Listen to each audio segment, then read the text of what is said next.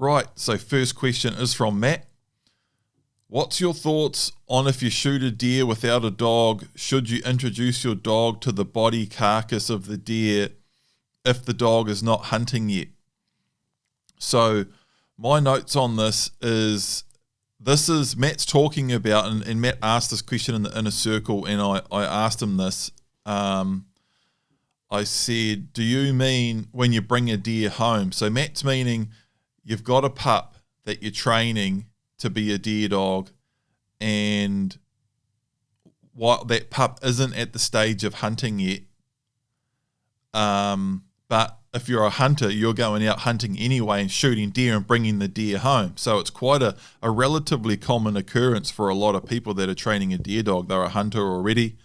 They're bringing deer, they're shooting deer and bringing it home to cut it up and put the meat in the freezer and all that sort of thing. So he's basically asking, should I be, and Matt's actually got a 6-month-old Labrador pup that he's training on the deer dog training blueprint.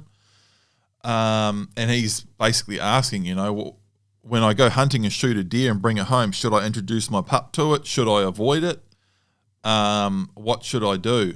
And so my notes on this is, it is okay to do it, but be really careful. And this comes up again later, and this is a real sequencing thing, I've talked about sequencing in dog training before, where and sequencing is just doing all of the right things, but more importantly, in the right order. You can do all the right things, but if you get the order wrong, you can actually create some pretty big problems, and actually really big. And this is one of those things that some people would, that's just trained a couple of dogs, never really thought about it, never really thought about helping a big bunch of other people to train dogs. They've just got their own dog. They've had a couple of dogs. They've been okay, and they're looking at it as an observer, and they just say, "Oh, don't worry about it, mate. I bloody just do it." Sort of scoff at it.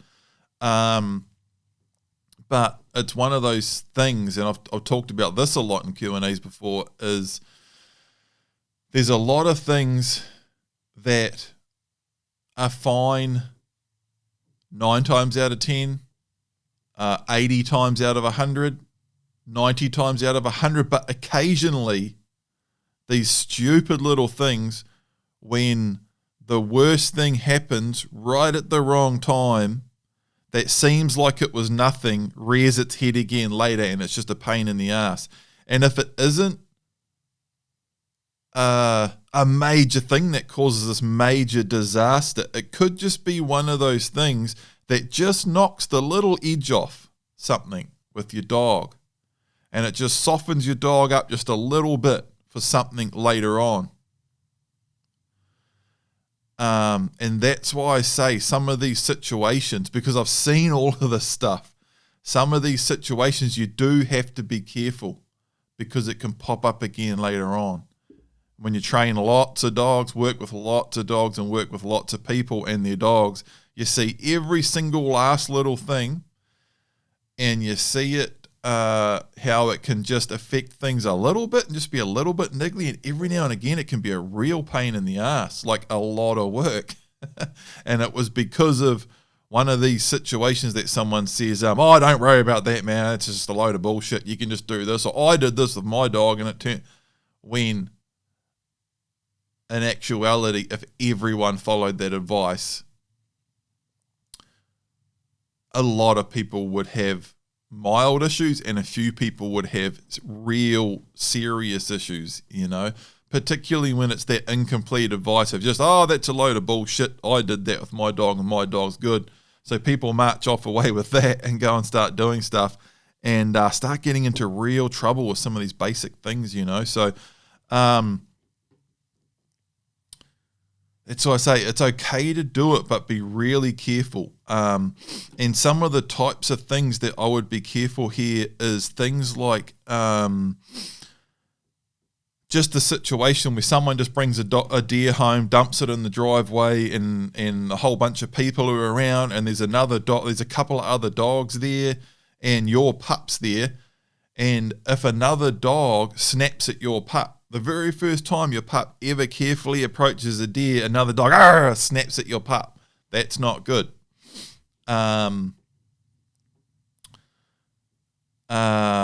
Make sure there's not too much going on. That's actually quite a big moment with a pup or a dog when it's approaching its first deer on the ground, especially with a young pup, like a 6-month-old pup.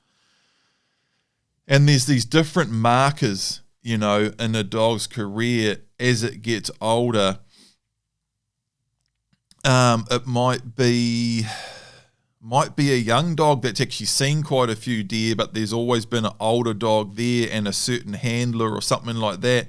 And it might have seen 5 hinds and 2 spikers or something over a year of its career or something like that. And then someone else takes it hunting and they shoot a big, stinking, rutting stag with big antlers, and someone else is there and that other person's all bolshy. Like, oh shit, this is a bloody good stag, isn't it? And they're picking up the antlers and waving them around. Shit, look at the and there's no thought to the dog in that situation and what the dog's doing. They're not reading the dog. There's no thought for what the situation and everything in it, how it may be being perceived by the dog, and how what they are doing and everything that is happening may affect the dog. I see it all the time. So that's what I'm saying, be really careful. We go over all of this stuff, like mountains of it in the blueprint, and watching Print approach, it's actually his second deer that he saw, was a really good example. I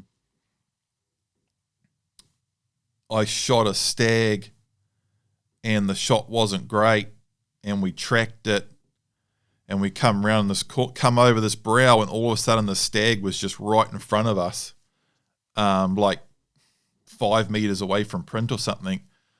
And I had a subsonic and I shot it again over Print. Both shots at it were subsonics, finished it off. But that ended in like Print indicating it. I hit it once, then we tracked it, caught up to it. We just come over this little brow, we're just tracking, then we come over this little brow, and all of a sudden, shit, the stag's right there in front of us, and it's sort of trying to get away, but it can't, and it's making a whole bunch of noise and stuff, pretty full on, and then bang! I shoot it again. I think I headshot it, and next thing, whack, it's flat on the ground, sort of kicking a bit, and then done. And then Print's like 3 or 4 meters in front of me, and he's got his first stag laying dead right in front of him, and he's just like locked up on it for ages. And I don't send him in. I don't say, "Way you go." I don't say, "Good boy, come here." Nothing. I just stood dead still. And Print really slowly started moving in, These moments with dogs are really important. And things going wrong. If someone was standing behind me and they went, "Right, oh, let's bloody get on in there. Shit, that was a good shot," and all of that. It's like, you can really distract a dog. Bowling in past because Print was on a locked up, like basically pointing, and then he started moving in real slowly.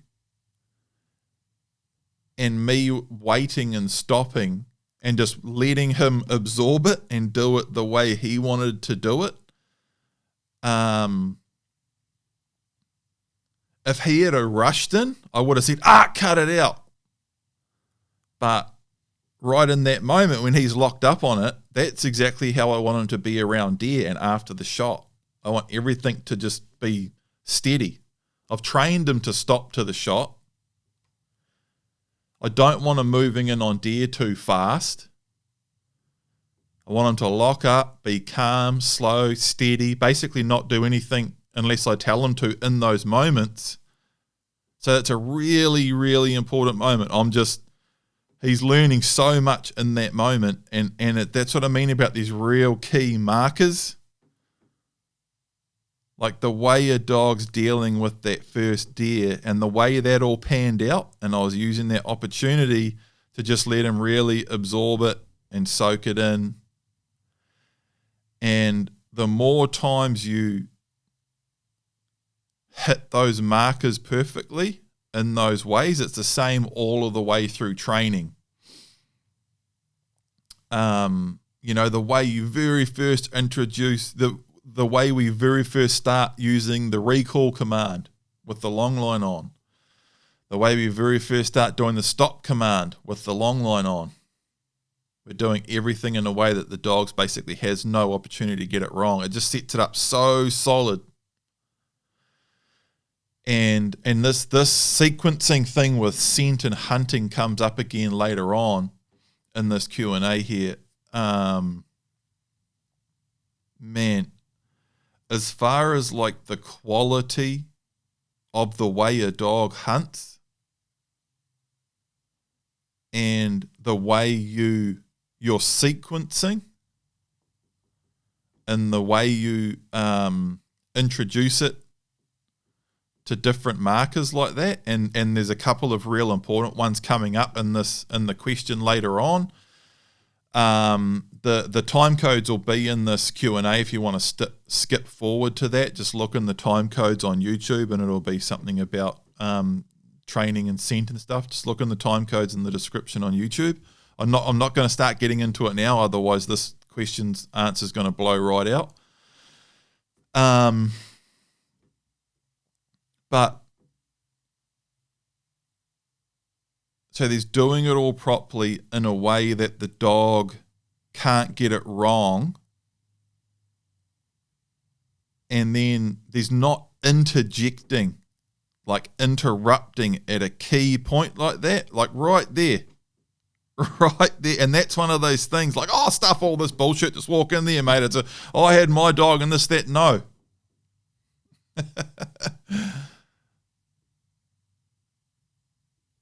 Like that moment with that dog locked up on its first deer like that, and he's just saw all that happen. He indicated it. He tracked it. I shot it. Kohler, the famous dog trainer Kohler, talked about you can wash away what you've just done with too much praise. He talked about you can wash away what you've just taught your dog in training with too much praise. People do it all the time.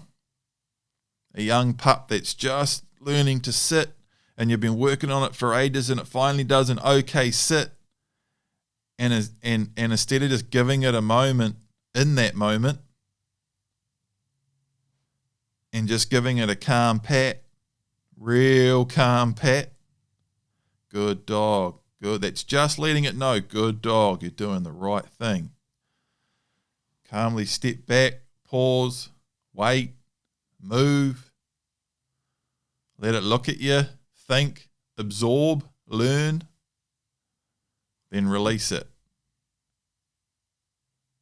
It's really important, because if right in that moment, right as the pup's starting to click and going, oh, okay, so after you say sit, I just sit and you pat me and then I wait and then we go. And they go through these moments where the gears are just grinding and they're just clicking. If right as you're getting up to that marker, you go, good dog, good boy, they totally forget and give them this big rough pat, good dog. It just blows that whole situation to bits, and the dog literally can't absorb what's happening in that moment. So many people are like that the whole time, like that example of Print locked up on that deer, and he's just, everything is all unsure for him. He's just like blowing away in this moment. Like we've been done all this training with skin work. We've been hunting deer for days. We've spooked heaps. I actually shot one the night before, but the circumstances are very, very different. He hadn't indicated it, nothing. I just saw a deer, shot it. We were just walking, and all of a sudden, bang, I fired a shot. And the deer was on the other side of the creek. I had to take him over to it, and there was just this little hind laying dead on the rocks over there. He had no idea it was there. I just shot it. And but this stag was totally different. That he indicated it first, and I shot it, and it ran away, and he was steady when it ran, and then he tracked it, and then he come right over the brow, and it was right in front of him, and I shot it, and that's the whole sequence of events. And it was actually even driven home harder because of the fact that it was 2 shots, and then he tracked it, and it was right in front of him. That's actually a really important marker in itself, is when a dog actually takes you in on a deer, it's locked up, and you shoot it, bang, and the deer falls over, and the dog clicks like, oh, we look for them, I show you where they are, you shoot them, and that's how we get them. I talked about this in Q&As before. It can actually take a long time for a dog. You can shoot a lot of deer over a dog, and it still doesn't know what's going on. It's just like, we just find them, and sometimes there's a bang, and sometimes they're dead, and sometimes they're not, and it's just like doing it, and it's not actually clicking like on the sequence of events. Remember, they've only got the IQ of a 3-year-old human. Very, very basic, simple thinking, and it takes them quite a bit to like absorb and learn and realize exactly what's happening. So that moment where Print creeps over that hill, all of a sudden the deer's right there, it's jumping around, and bang, and then he's just locked up on it. That's one of those moments where the longer that can play out, very calm and slow, and as long as the dog's going to do it okay on its own, then let it and give it heaps of time. If it gets silly, because that's sort of what happened there, Print just stayed locked up on it, and he just stood there for ages. And then he sort of slowly started creeping in, and I waited like a minute more, just standing there. Do a timed minute. Like, should I just stop talking now and do a timed minute, and we'll just sit here saying nothing for a minute? It's quite a long time. How often do people actually just shut up and let something happen for a minute? Even though a minute's a ridiculously short amount of time, you get my point, the point I'm trying to make here. So, and then eventually I just gave Print, he just wasn't going to move in, and he was basically following my lead at that point. He was sort of ended up on a bit of an automatic stop and was just standing there, so I just really gently, I didn't go, good boy, and all that shit. I just went, my go command, nice and quiet. Good boy, good boy. And we really slowly moved up, and I slowly, calmly unloaded my gun, put that down, check the deer, it's dead.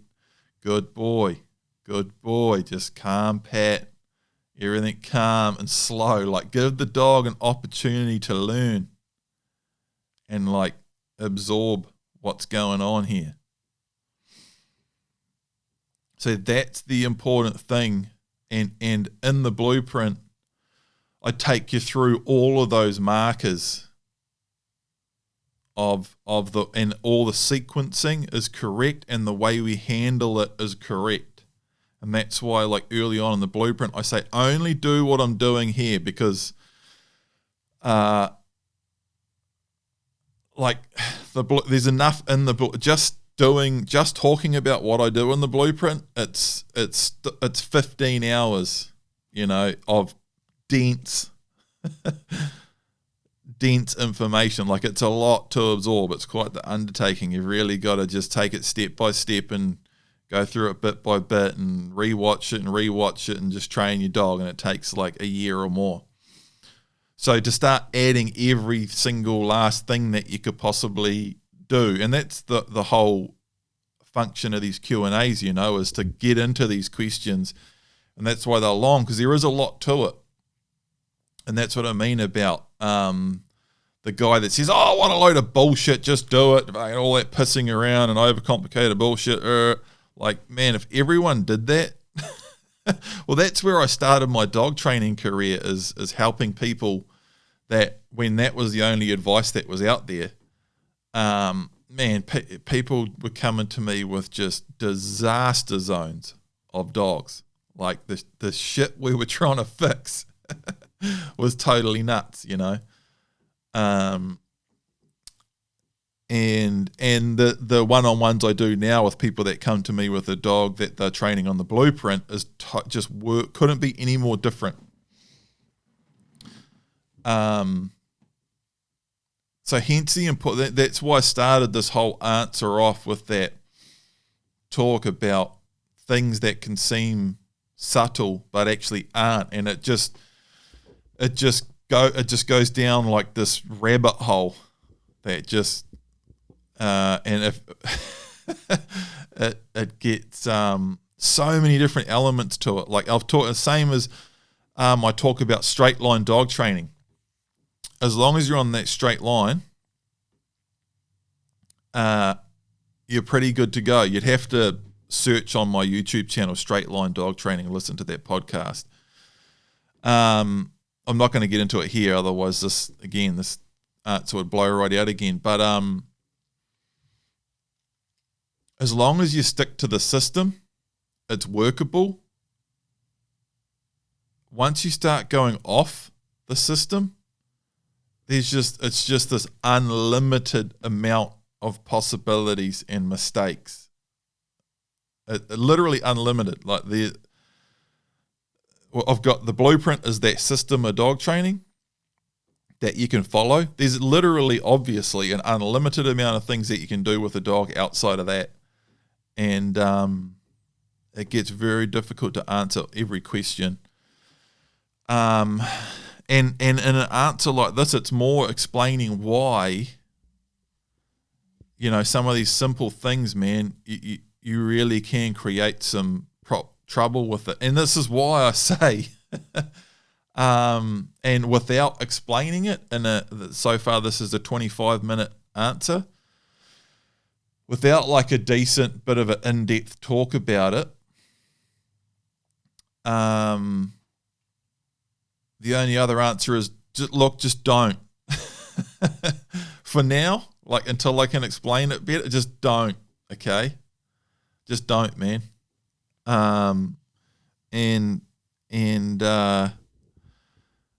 Because there's a million different things that could happen. And to do it perfectly, it pretty much comes back to what I show you to do in the blueprint with how we do our first skin training. And there's a reason why we don't do scent work earlier, and it's so we can handle it perfectly, so we actually have a bit of dialogue with the dog, and we have a stop, go, come, it's good on the long line, it's good at walking in front, so we can actually manage the situation. And you actually have a dialogue of the dog is, don't do that. And the dog knows, it's not a huge deal. It's just like, okay, not meant to do that. So it stops, and good dog. Okay. So you actually have a stop and a go, or a yes and a no, and that's what I want you to do. That's not what I want you to do. And it's amazing. Even doing one-on-ones with people that have got the blueprint, they've done quite a bit of work with the blueprint, but they've also got really busy and got quite off track. It's amazing how you can actually do a fair bit of work, but your dialogue can be a little bit off. Like your praise isn't quite set up right. Your yes and no, good and bad, aren't quite right. Things like that. So that's why we leave things like even just the introduction to scent work. But then so it's funny how I say it like that, even just, as if it's not a big deal. but that's our initial point of introducing to the dog to the whole reason that we're training it, So it's actually quite a big deal. And so what's your thoughts on if you shoot a deer without the dog? Should you introduce your dog to the body carcass if they're not hunting yet?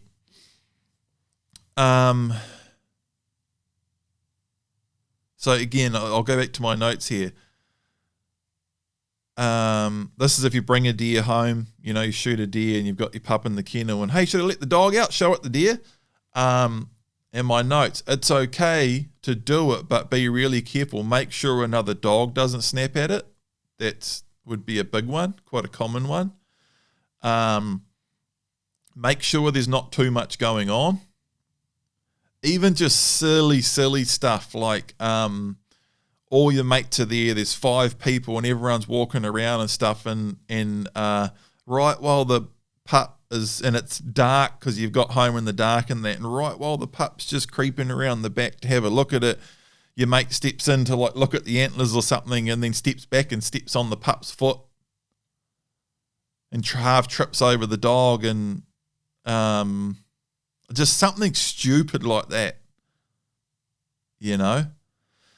Make sure there's not too much going on and basically handle it the way I do it in the blueprint.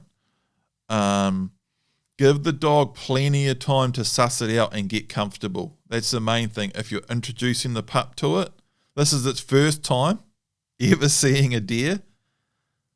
The biggest key is that it goes well and that the dog knows, oh, this is a positive thing, something I'm meant to be interested in, but also all calm and in the right way as well,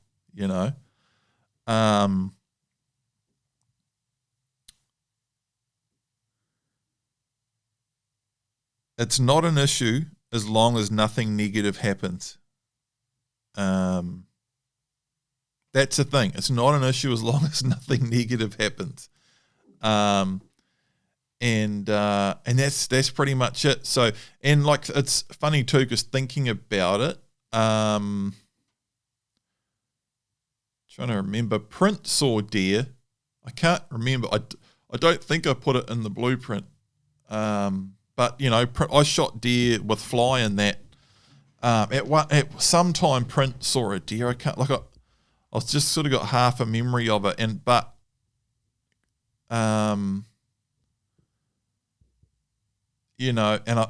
because I've seen this exact thing. I've had that. Like, hey, should I let the dog out? Should I let Print out?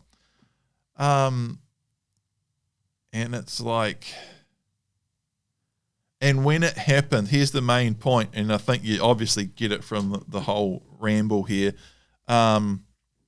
I'm not just like, yeah, let them out, whatever. And I'm like, yeah, okay, yeah, let him out. If there's another dog there that I know might be silly, lock that dog up. Everyone, my pup's coming out now. I just want this to be chill and like, I don't want anything bad to happen here. This is quite important. Let the pup come and see the deer.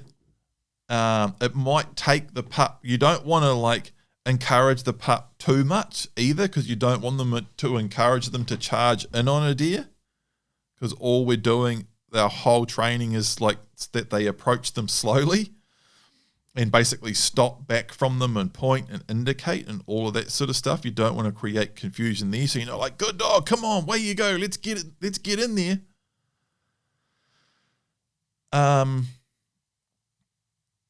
But you also want them to know that it's all good, that it's a good thing, that they are meant to show interest. So it's a bit of a paradox, sort of a bit of there's a bit of contradictory stuff going on there, which complicates the situation a little bit.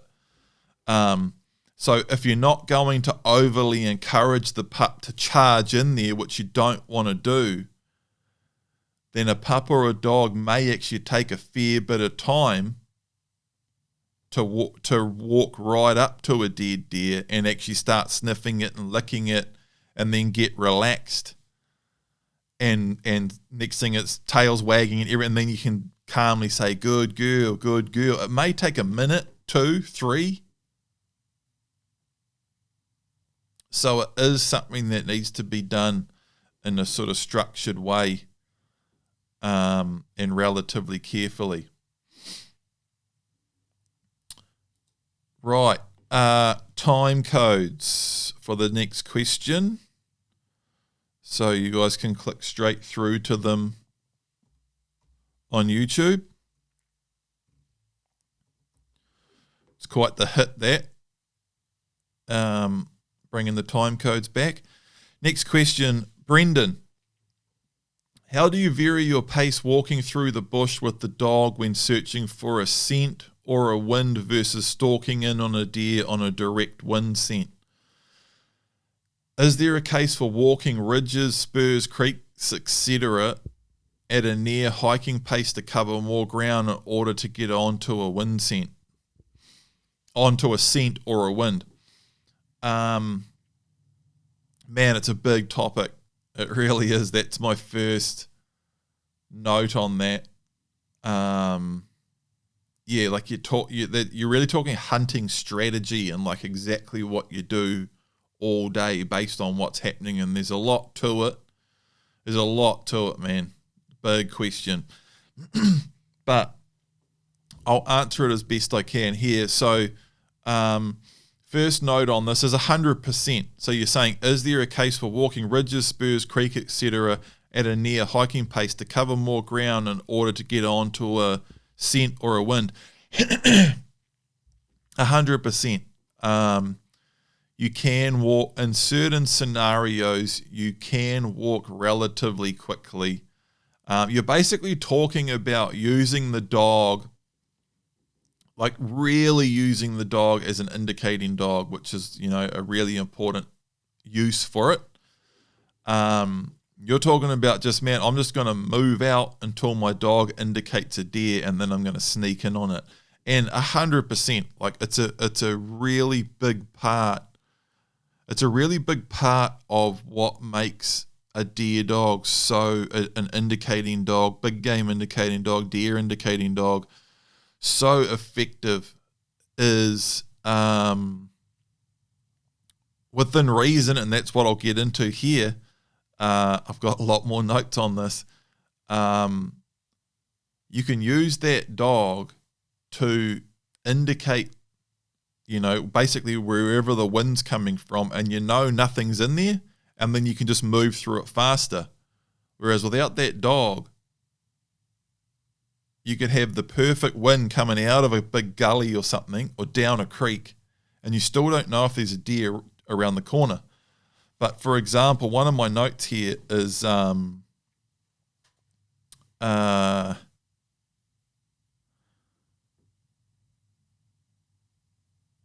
hunting in I thought I had this note.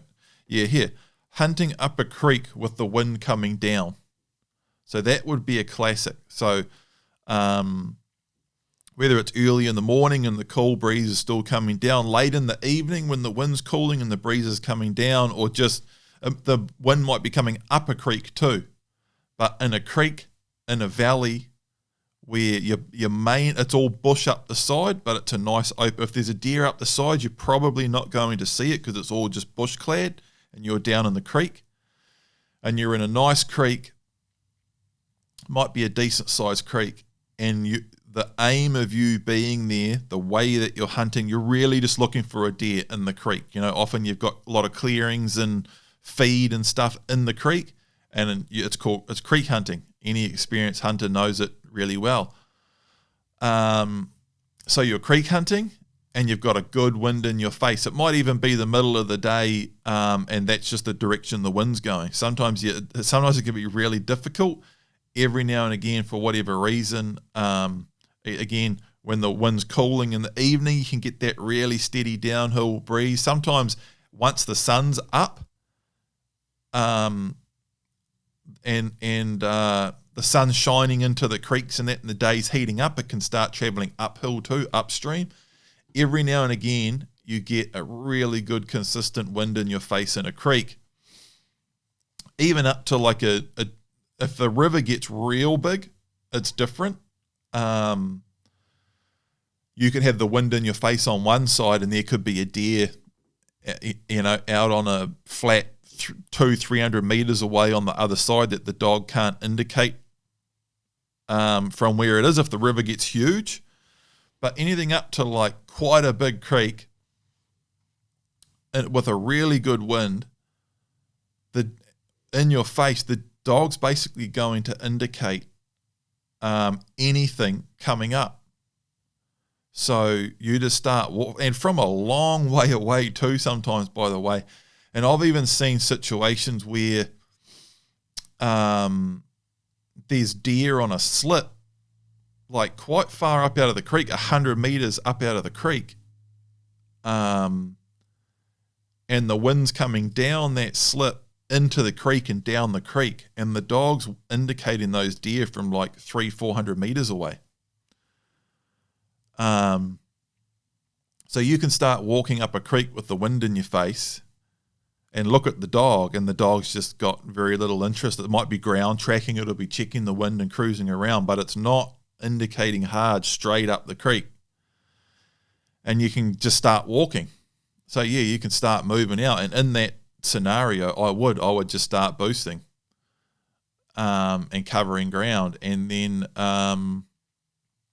as I started walking with a really good wind, sometimes the dog will start indicating from a long way out.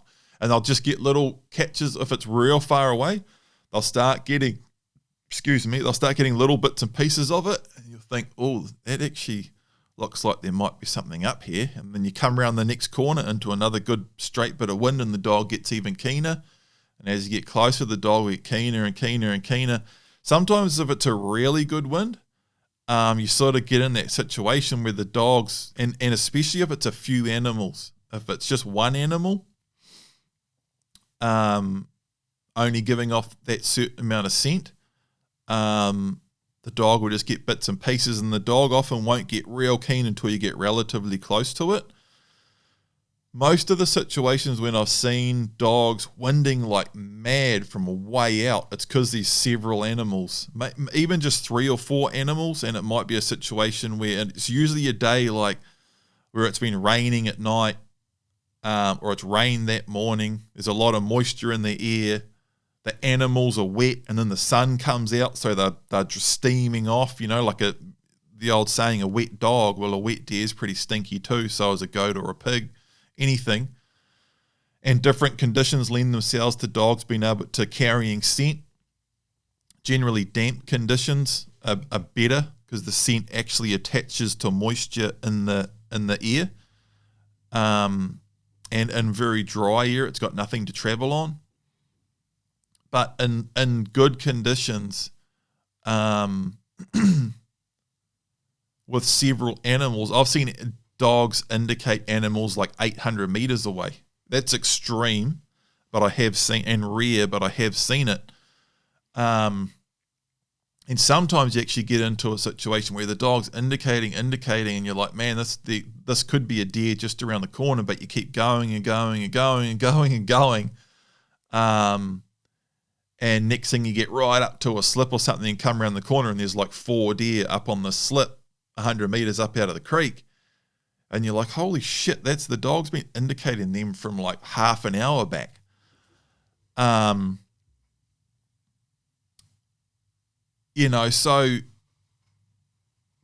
there'll always be an element of risk. If you're charging up a creek and a deer might be coming down the face out of some gut that the wind's not coming out of, and you might come around because that's the other thing is a deer can be moving. You might have the wind in your face, so you're just marching out, and a deer can move sometimes like quite far, quite quickly, especially if they're coming down to feed or going downhill, moving from side to side or whatever.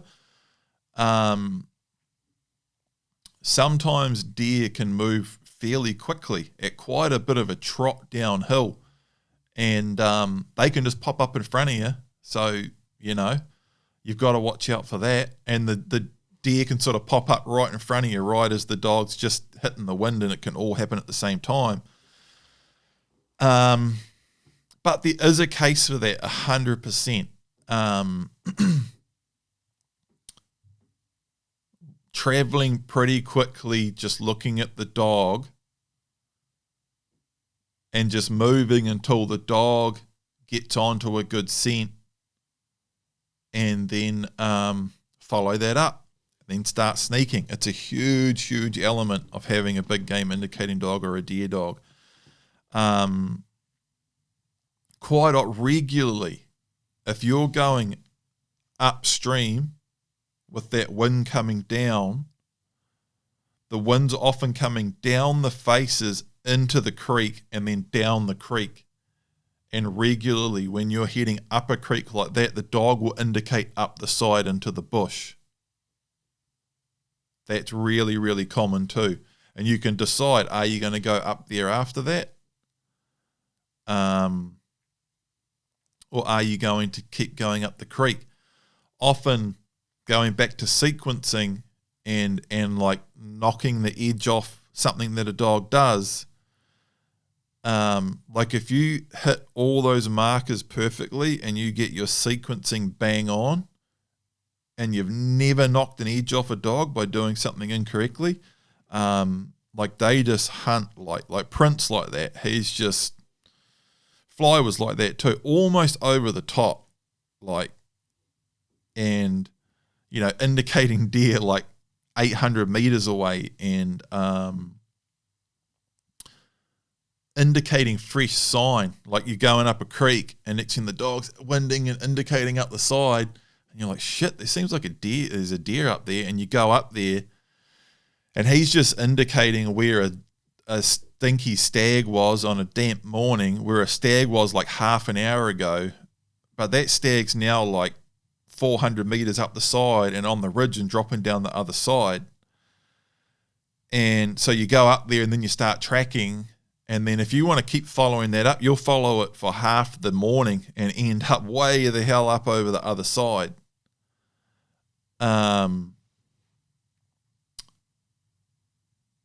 So, and then that's all about reading what's happening as it's happening and looking at it and going, well, knowing the area, understanding where you're going. And it's always like an algorithm in your head, working out what you should be doing. What's the wind doing? What are the conditions like? Where am I going to go? What am I going to do? That's what I mean, like this question being a huge question. It sort of expands out into the overall picture of hunting and weather and time of year and animal habits and the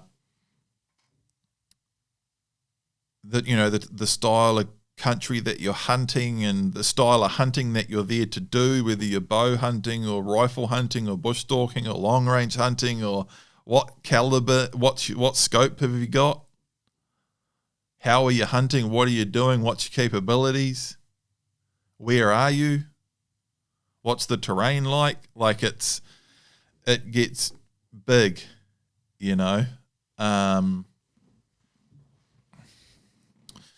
So, but again, going back to like what I originally started saying here, there's 100% an argument for walking fast, watching the dog, and then reacting to that, and like that case of ending up half a day away, like it started off from a real keen indication just out of the creek, and you go up the side, and then if you just start, and then if the dog, because the dogs will wind fresh sign, and that's all in the blueprint. We talk about that and at length, or explain, demonstrate all of that.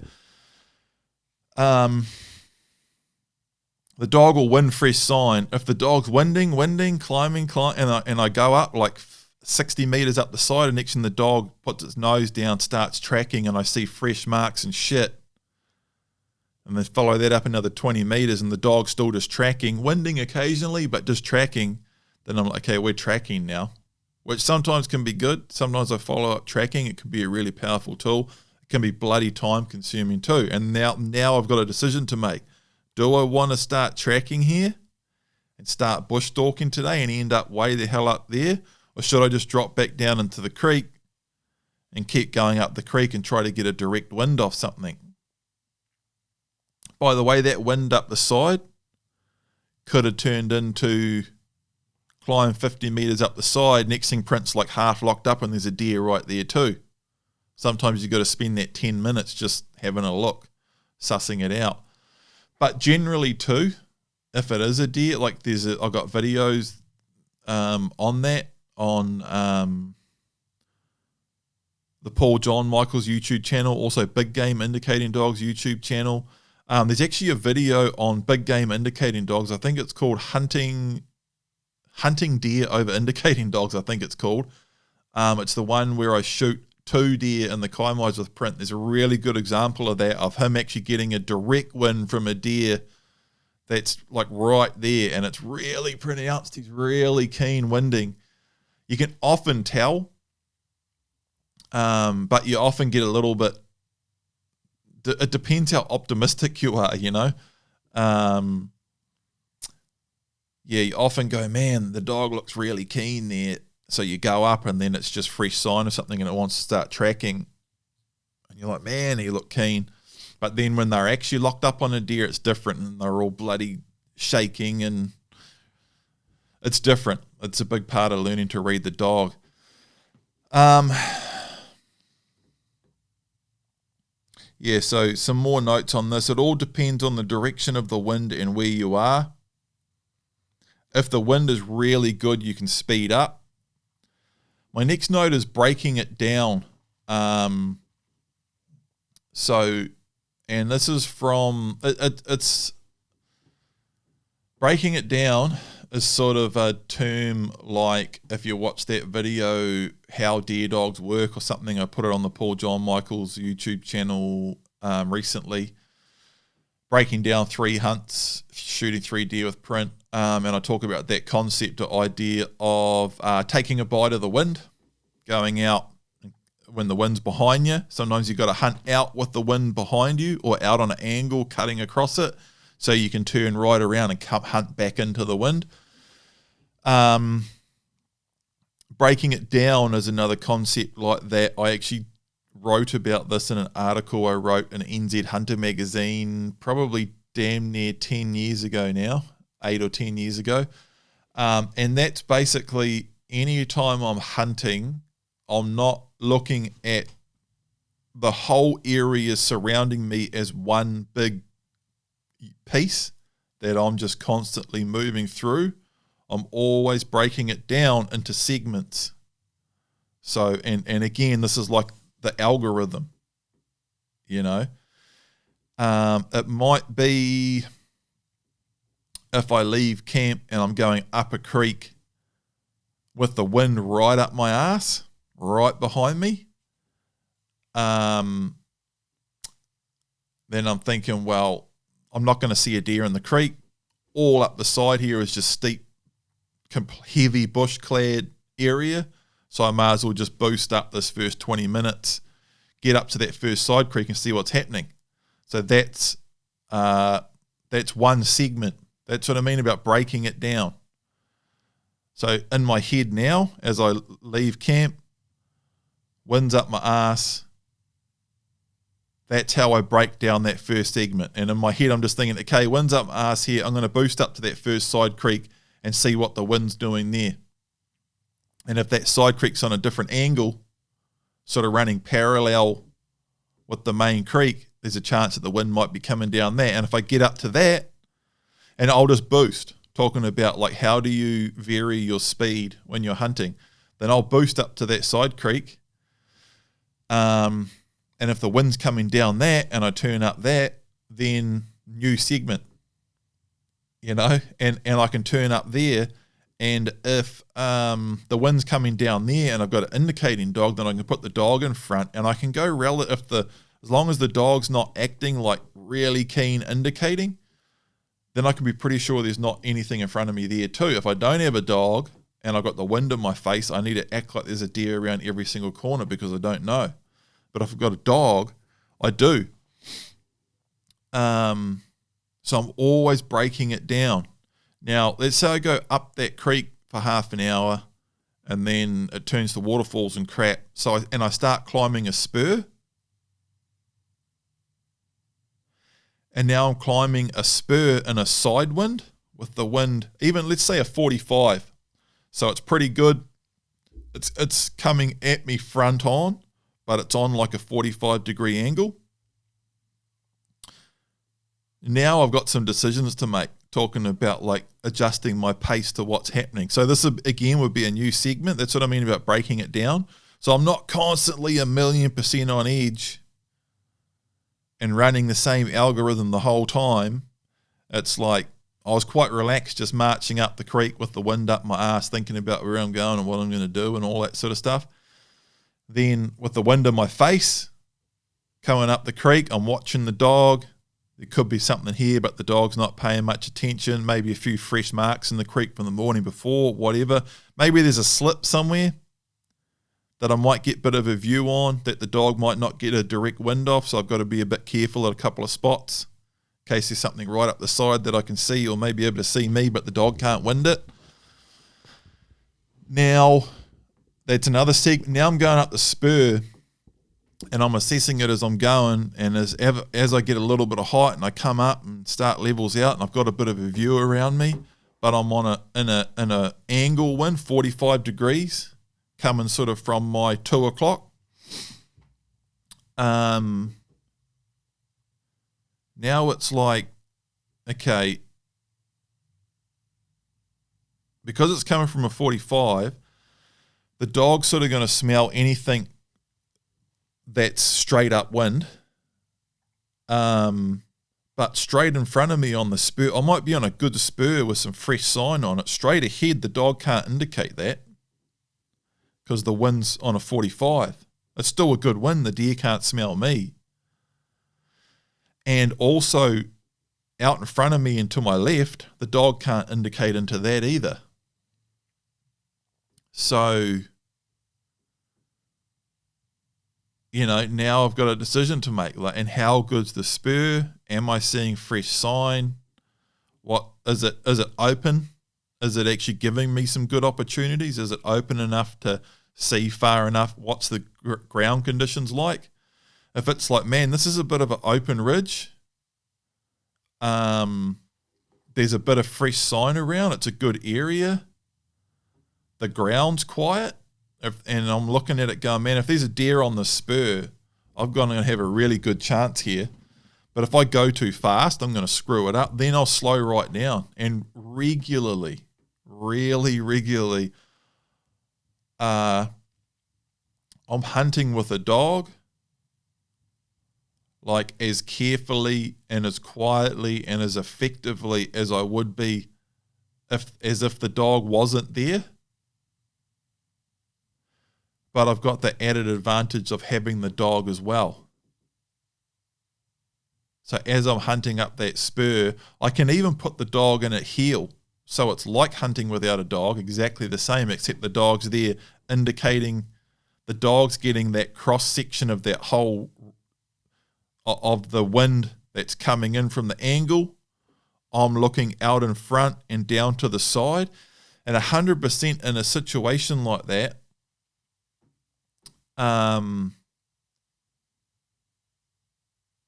sometimes when you're hunting in a situation like that, let's say the wind is almost straight on, then I can watch the dog and think and know if something's ahead, the dog's straight ahead on this ridge, the dog's going to let me know, so I don't have to stress out about that. And it actually takes away like about half or a third of the country that I need to worry about, like using my eyes wise. And I just need to worry about looking down the sides. Sometimes in that 45-degree angle type setup or a bit of a side wind, depending on where I am, like if it's flat or a ridge or whatever, and how I think the wind is working in that spot, sometimes you're in a bit of a situation where I'm like, man, I know the dog's got like that whole area in front and out to my right covered off this wind, because this wind is good and it's sort of drifting back and forth, and the dog's getting a really good wind out of that whole like 3/4 of what I'm moving into. But there's an awesome open face down to my left that the wind isn't coming out of, and if I'm going to spook a deer here, it's going to be out of there. So I can just spend all of my time concentrating on that one area. And I'm watching the dog as well, and the dog's got that whole area out that way covered. I know I'm not going to get a surprise out there because the wind is coming out of there, so the dog's going to let me know way before I get up to something on that side, and I just focus on this nice little face here, and we just move like that. So we're covering the whole area extremely effectively, but I'm only having to do about quarter of the work that I would have to do if I didn't have the dog there. So it's easier for me, and I'm doing it way more effectively too because I can put all my attention on this one little area. So, and again, talking about like an algorithm, there's a million different scenarios and factors here. Then, if it was thick bush and it was real dry and crunchy, and I'm like, man, it's going to be hard today. It's going to be, I'm trying to think of a scenario.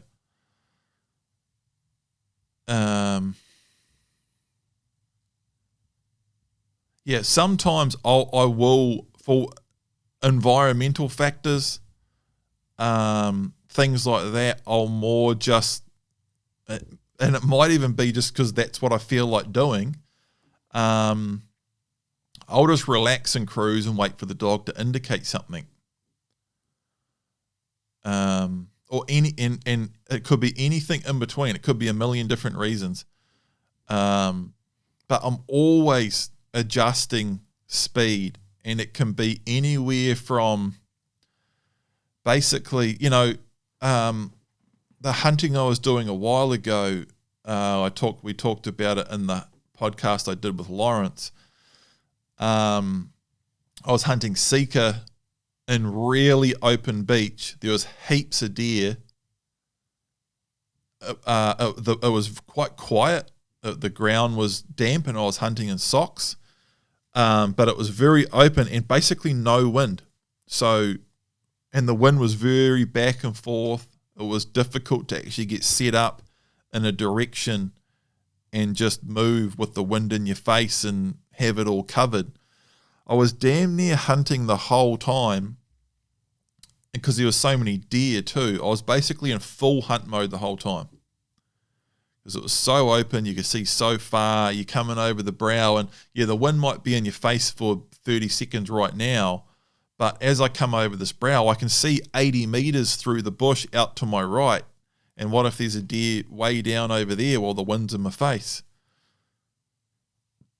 So I slowed right down and was hunting like that. But there's actually a very good argument to be made. And a lot of very, very good hunters that shoot a lot of deer will make it that, like, what's the biggest payoff? Like, because you can slow right down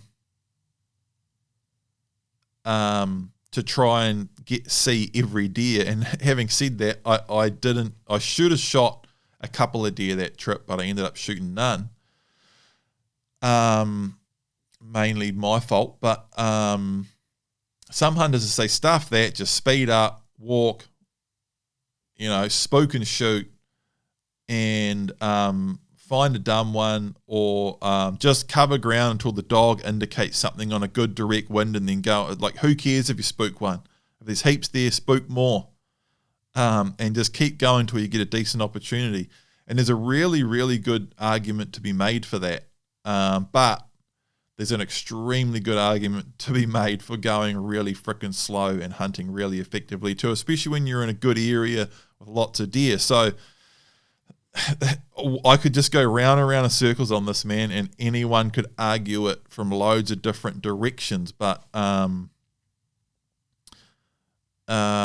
you vary your speed massively, and anywhere from, like you say, is there a case for walking ridges and spurs and creeks, etc., at a near hiking pace to cover more ground in order to get onto a wind scent? 100%. Do it all the time. Do it all the time. One note I would say on ridges is it's a relatively well-known fact that when you're on a ridge top with the wind coming up and it feels like the wind's just coming straight up, straight off that face below you, and you're like, oh man, my dog will be any deer on that whole face, my dog will be indicating it, and I'll just walk along this ridge and just drop over the side on top of deer. It can happen 100% where you can be on top of a ridge and the dog will take you down the side onto a deer. It's a relatively well-known fact, though, that there's some funky stuff going on with the wind, and on the ridge top where it sort of swirls around on the top, and it feels like if you drop over the side, the wind is coming up that face. And when you're on top of the ridge, it feels like it's coming up off that face. But really the wind that's coming up off that face from a long way is sort of hitting and swirling. And it's a relatively well-known fact that quite often when you're on top of a ridge, your dog can't actually indicate what's over the side that well due to some weird swirly freaking thing that's going on there. And that wind right on top of the ridge there, it's like it's sucking from the other side or something.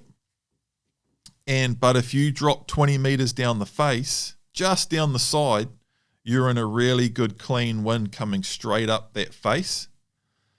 Again, that's a fairly well-known thing like that. Hunting along the top of a ridge, even when it feels like the wind's hitting you from that side, isn't necessarily, and there's actually a good argument to be made that you're not actually hunting that face effectively at all. You've actually got to drop, and it's not far, just 20 or 50 meters down the side, and now you're in that proper wind that's coming up that face, and your dog can take you down quite a long way onto animals on that face. So that's just, one note that I've got here. My final note is how slow I'm often moving in on a direct wind scent, like when the dog's like locked up, especially when everything's all calm and quiet and that, and the dog's locked up, like it starts to get the quiver on, he's just staring. There's, you can see Print doing that in quite a few of my videos. Man, it's just like, who dares to take another step, because it can be really hard. Anyone that's done it too knows.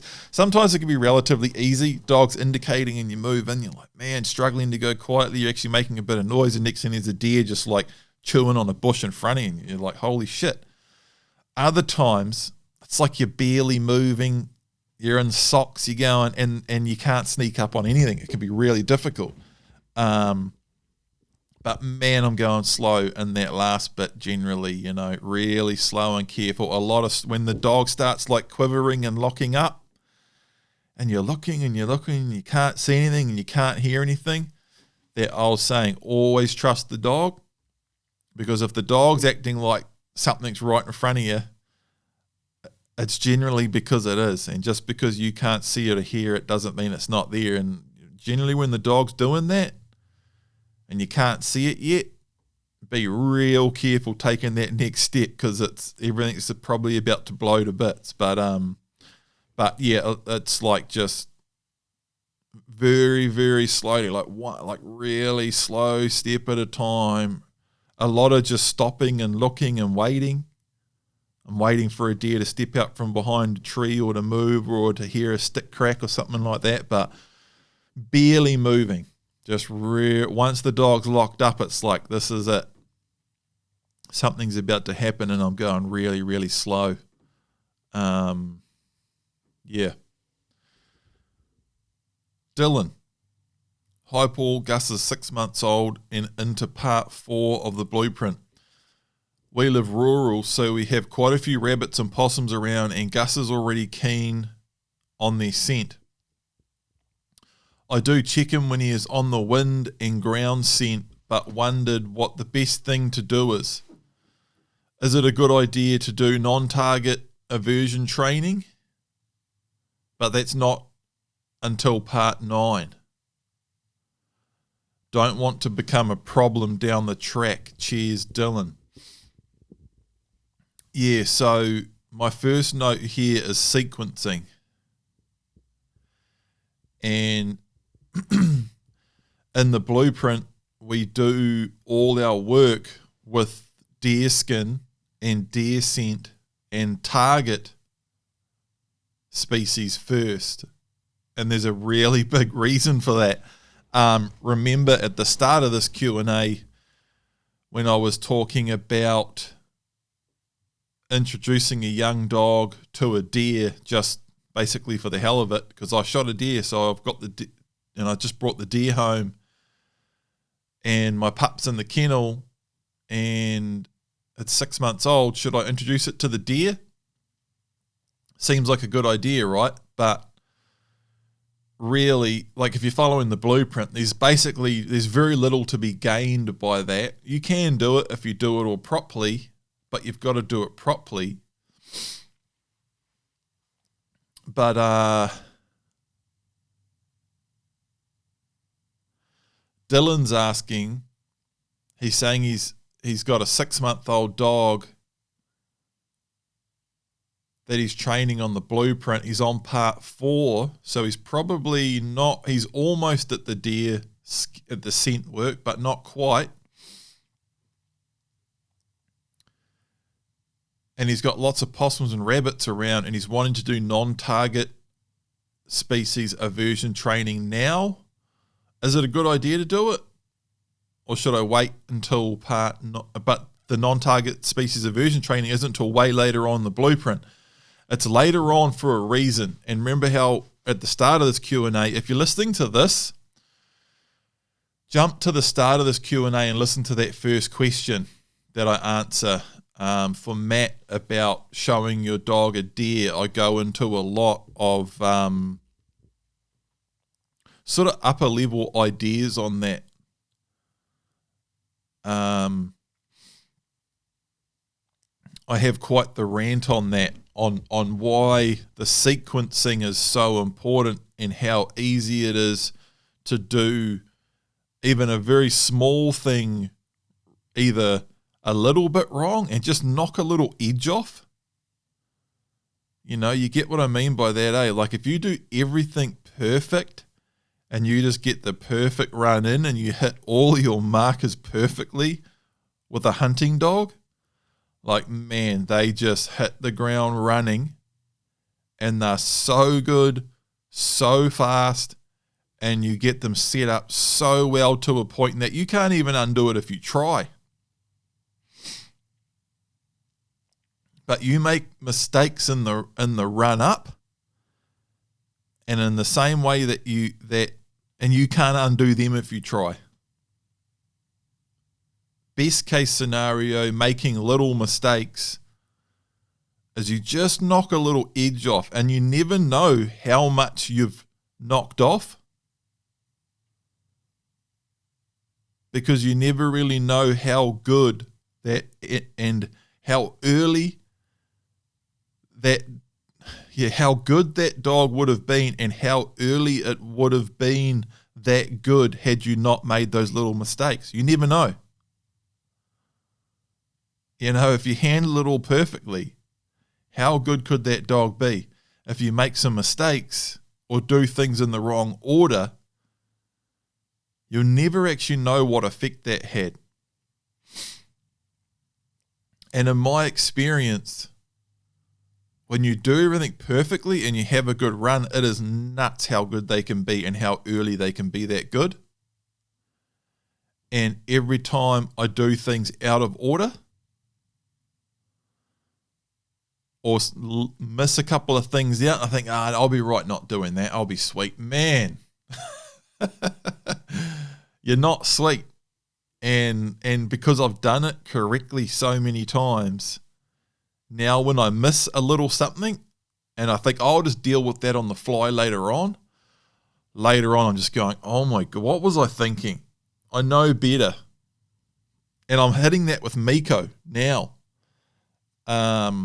I haven't done much scent work with Miko, not on the deer front anyway, and I haven't done much non-target species aversion training, but she has been in at heel for quite a few hunts.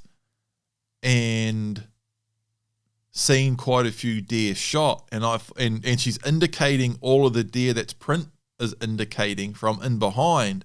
And I thought, she'll be sweet. She knows, And she does know, but holy crap, it was mushy, man.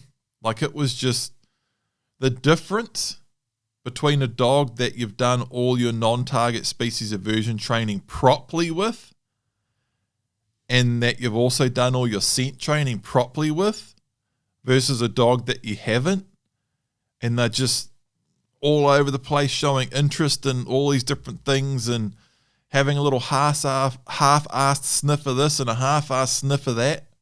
And even like the way we do all the scent work in the blueprint, all the skin works, all the skin drags, the wind scent, I show you how rafts work, and we do quite a bit of it and practice it quite a bit. You actually get a huge amount of bullshit out of the way. Like a huge amount. It makes a big difference, man.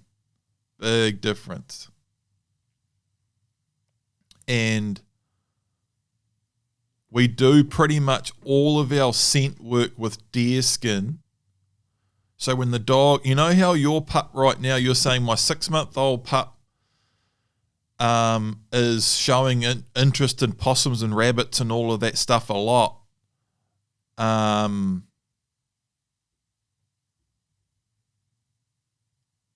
When you don't do your aversion training first, you do your scent training with the target scents first. And it's introduced at a very specific time in the blueprint. It's introduced when we have enough dialogue with the dog to start to do that stuff in a structured way, like doing all the scent work in a structured way. The dog's getting pretty good on a long line. It's got a stop, go, come, bit of range, quite a few manners. It's got a really good dialogue, as in it knows what good dog means. It means keep doing what you're doing and do more of that. And it knows It knows what no means. It knows what pressure means. It means that's not what we want to do. We've got very nice, clear lines.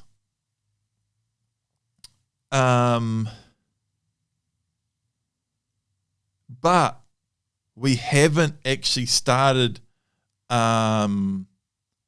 like really targeted and heavy control work, and we haven't done tons of all the finer points of non-communicative training yet. We haven't done our non-target species aversion training. So we've actually got we should have a pup, middle-aged pup, that we've got a lot of dialogue with. It's got quite a bit of handy stuff and control and structure, but it's still actually quite raw and outgoing. It's just like we can control it. It's getting quite tidy to walk around with, but it's still pretty loose and just wanting to get into everything. So when we first put that bit of deer skin in front of it, there's no mucking around. There's no like wondering, is this the scent that I'm supposed to be going after, or am I allowed to, or what? We were doing all of that hard out control stuff with that other stuff a while ago, so there's no questions in the dog's mind. Talking about sequencing and hitting markers perfectly and getting that perfect run in. We introduce it at that time for a lot of very specific reasons, and right when we introduce it in the blueprint is right when we've got just enough for the pup for us to be able to handle the pup and keep it all tidy, and it just as much of that is around being able to control the pup so it doesn't just run off or start pulling on the lead when it hits scent. But it is just as much of it is so if the pup or the dog like veers off when it's tracking, we've got the dialogue in it to turn it back, and talking about that dialogue of good dog means doing the right thing, and means, no, that's not what we want to do here. We want to do this over here. Good dog. And even just having those tools, a stop, go, and our turn command, and having that it's set up that the dog knows to walk in front of us. So basically, if it goes to veer off, but we turn back on to where we know we've set up that wind scent or that ground scent, the dog knows to veer back with us, and we can actually guide the dog onto the scent and help it to make sure that it knows, now this is what I'm meant to be doing. I'm meant to, when I hit this, I'm meant to put my nose down on it and stay on it and get to the end, and that's what we're here to do. So, and we do that at a time when the dog, we haven't loaded too much shit onto the dog yet, as far as control and no, don't do this, don't do that, and we don't want to mix the dog up.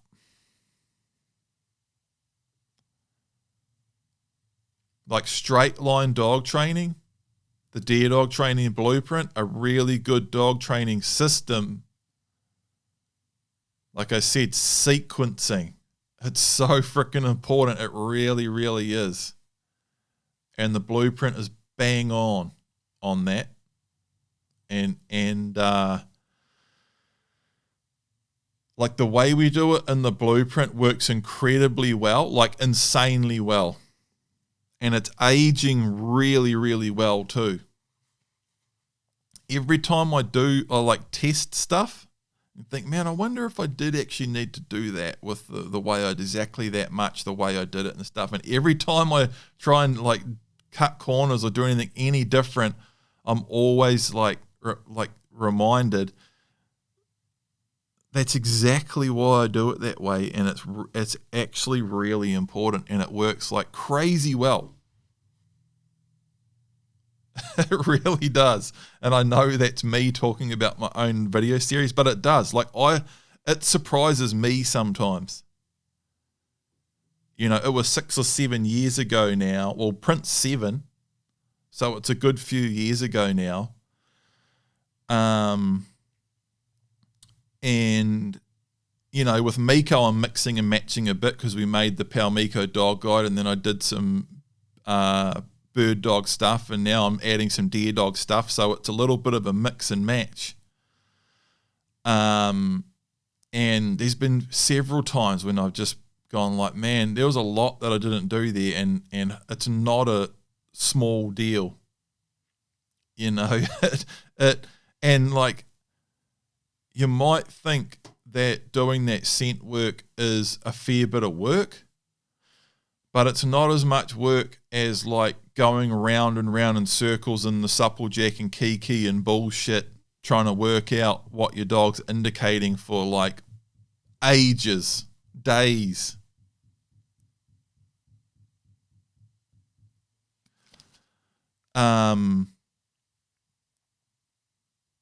It's really, really important to do all that stuff in the right order. And doing the fact that we do all of our deer scent, all of our target species. And if you want to hunt pigs, you can use some pig skin. If you want to hunt tar, you can use some tar skin.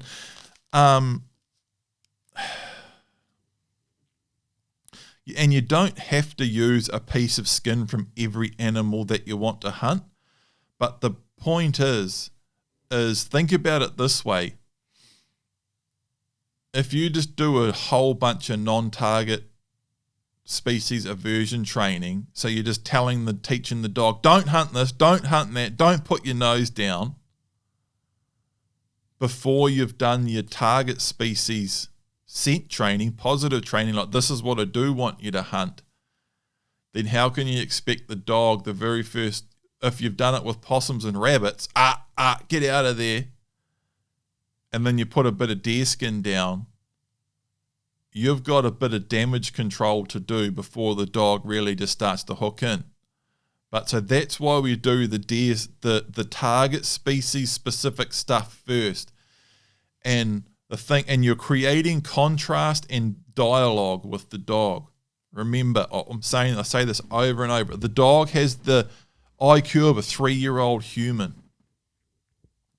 Very, very basic and it can take them quite a bit to understand some very, very basic ideas and systems. And some very small changes can make it way, way harder for them to understand, and even mix it up to the point where they'll never quite understand it to the point that they could have had you done it perfectly. The dog's you've just knocked the edge off something. The dog's just got a funny little, an unnecessary step of processing that it has to do before it can do it the right way. It has to run a few more mental checks instead of just being able to do it just bang like that and happily and confidently. You really can screw them up quite easily. And when you do it all perfectly, the difference between a dog that someone's mixed up and gone round and round in circles and screwed up the sequencing and then done heaps of work and got it going okay, the difference between that and a dog that's had everything done perfectly is night and day, you know. An analogy, and I don't like analogies that much, but one analogy that I keep being reminded of is like when you're growing plants, to get a plant to grow like to its maximum full potential, like really big with heaps of fruit on it, everything has to be perfect. The seed has to be right. You have to get it in the right soil with the right light and the right temperature, water it the perfect amount, and get that seedling started perfectly. And don't transplant it, you know, from its little seedling box too early when it's too delicate and not ready for it. But you can't let it get root bound and screwed up in that little seedling box either. You've got to transplant it at the perfect time into the next perfect spot, water it and feed it and keep it sheltered but with enough sun and everything just right so it can take off with that next stage perfectly. And then when it starts fruiting, you've got to, switch up the fertilizer and do everything just right. And you can't just let a plant get all root bound out in its little seedling box for weeks and even a little bit and then plant it out into its next big perfect spot and expect it to be as good as the one that you did everything perfectly with. You've stunted it. It's not going to burst off and catch up and be just as good or better. You've screwed it up a little bit. And dog training it's exactly that. If you can get that perfect run in and hit all of these markers perfectly, and that's a huge part of why sequencing is so important, and like the order of non-target aversion training and starting your skin work and when and how you introduce a dog to a deer and scent and how you handle all of that is extremely important.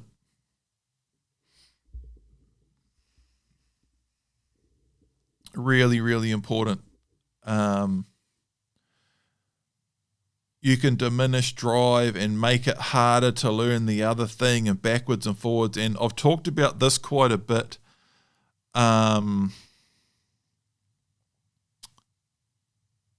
like when people don't train their dog enough so it doesn't have enough control, and then they're trying to control the dog with too much pressure while it's trying to hunt its first deer, and the dog might put its nose down and track off and pull out of range, and they're growling the dog for going out of range, but the dog thinks it's getting growled for tracking the deer, and it's all messed up, you know. So there's a million ways you can screw it up, and it goes back to straight line dog training, what I was talking about. Like, as long as you stay on that straight line, we've got parameters. Once you go off that, that there's an unlimited amount of variables and bullshit that we can deal with. Literally unlimited. Like, it's impossible to talk about them all because how much shit can you come up with, you know?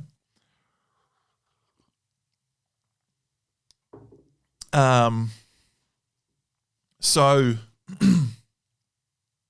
you get the point.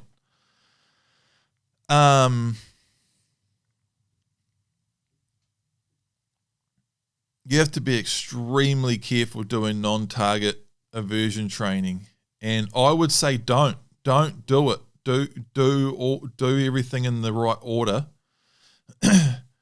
Do all your scent work. I'm not saying it's impossible, and I'm hearing like the naysayer here going, "Oh, I did this and I did that." I'm not saying it's impossible.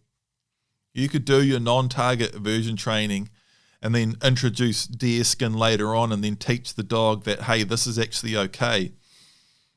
But you're way better off doing it the other way around. If you were in some extreme situation for whatever reason you had to do it that way, you could do it.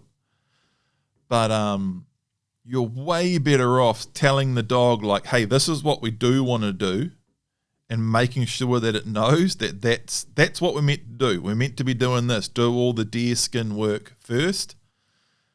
Get the dog stoked, happy with that, doing it really well. Mint, the dog knows it can do that. Then when you introduce possum and rabbit scent, if you're using that, for example, the dog straight away, the very first time you correct it and go, get out of that, we don't want that, the dog already knows that you do want deer skin because you've done heaps of that. So the first time you correct that dog off that rabbit, it's going, okay, sweet, we don't want that. It already knows you do want the deer, and it'll switch back to the deer easier. Straight back. There's no impact there. But if you do aversion training before the target scent training, it works different. If the first scent that you work on with a dog, the first animal, the first scent it's trying to hunt, you're averting it away from it with pressure, get out of there, or the e-collar or a long line. Not that we don't use e-collars in the blueprint, but if someone was to do that, if that happens, that's its first experience as aversion training on scent, on hunting. One way the dog can take that is it's not meant to hunt. That's the big problem. And now you've trained a dog. It's not meant to hunt. Don't put your nose down. You're not allowed to hunt stuff. So when we do it in the order we do it, we're teaching the dog to hunt. It's okay to hunt. We're showing what it wants to hunt. So then later on when we do the aversion training, the dog's going, okay, and now the way the dog sees it is, okay, I already know I'm meant to hunt because we've already done heaps of that. Then when you do the aversion training, the dog's just going, okay, I'm not meant to I'm not meant to hunt that. That's what it is. That's a better way of explaining it, actually. Train them that it's okay to hunt with the scent training and get it tidy and good. Then we can show them what they're not meant to hunt, do your scent work first, do your aversion training after. It can be huge, man. It can be huge. And like I had it massively with Miko, where I did aversion training. I did the Kiwi aversion training with Miko because I wanted to take her in the bush with me, even just for practical reasons. So I didn't have another dog that I couldn't take in the bush. So if I didn't have anyone to look after Miko, I could just take her and she could go in at heel and I could just take both dogs. And I could go hunting without having to always have a dog sitter, you know. So, and it ended up turning into like a couple of years. And so Miko had Kiwi aversion training twice before I'd done any hunting training with her. So exactly what I just said. Her first experiences with hunting was that if you hunt You get electric shocks for it. And because I hadn't done hunting training first, that's their initial response to that. They don't necessarily think, oh, I get electric shocks when I hunt kiwis with people around, and you're in the bush and you're on the long line, or you're not on the long, but you're doing stuff with people too. It's quite the event when you turn up at training. There's other people there and they put the collar on, you give a pat and you stand around, you talk, and then right, let's go, and you walk off into the bush and they've got all the kiwis set up and then the dog gets shocked. And that happened twice with Miko. And then on her first hunts, and even doing the bird, when I was training with birds, dead birds. So I was trying to get her to retrieve cold birds and dead birds and bird dog training. She was all sketched out because she had PTSD. And any time because when you go and train or you're going to hunt, it's all a big thing, a big production like the Kiwi aversion training. You go somewhere different, you do something else, you've got this gear. I've got the dummies, I've got the bits and pieces and the dead bird and stuff like that. And she's clamming up. She's like, this is all feeling pretty freaking familiar. And as soon as I started introducing that cold game, the dead birds, after doing Kiwi, and she hadn't been Kiwi aversion trained for about a year. And I was setting up, because then I started doing blind retrieves with the dead duck. You think about Kiwi aversion training, they set up a dead kiwi, and it's often not the big stuffed kiwi. It's often just like a piece of dead kiwi out of the freezer, and it's sort of stashed in the ferns somewhere. And then I was getting a dead duck and going out before her and setting it up to practice blind retrieves with the dead bird. And she was clamming up. And it took way more work to get her going on cold game because of the aversion training that I'd done before that. Way more work. And here's the big kicker on stuff like this, and it's huge, is once you've screwed something up like that, you've got your sequencing wrong, you can work your way through it in training.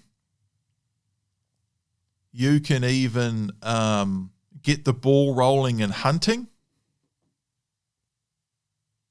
with a lot of work, and talking about, the plant analogy, or the difference between the dog that you get everything perfect with and how hard they'll go. It's huge with retrieving, because you get a dog just charging on retrieving, and it's, because difficult retrieves and going along and climbing through shit and swimming through water and all of the different stuff that they need to do that. It takes a lot of confidence and drive. You just knock the edge off that a little bit, and it really shows up, man. When you're trying to get a dog to swim across a bloody river or across a shitty shit pond, or in the wind and crap, and trying to get it to go, and it's double guessing it because it's got this bullshit that it's thinking about in the back of its head. Like I was saying, it's got an extra process that it has to work through in its head before it just does it. There's something in the way. And it's a massive pain in the ass, man. Massive. And like what I was just getting to, the big kicker is you can go to all this work and training to get over that hurdle, that issue that you've created.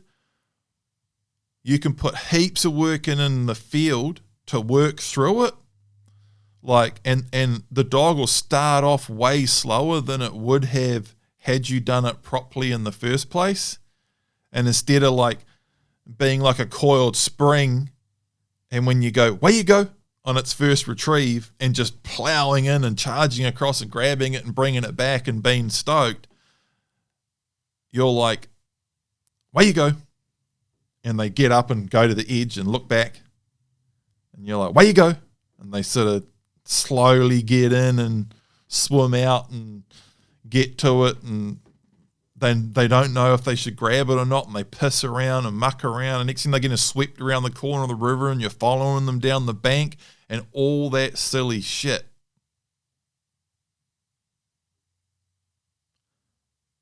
It's the same as following a dog round in circles in the supplejack and crap because it's indicating a possum or something. Or it won't track properly because you screwed up something with your training and you've just wounded a deer and now you've got a dog that won't track it.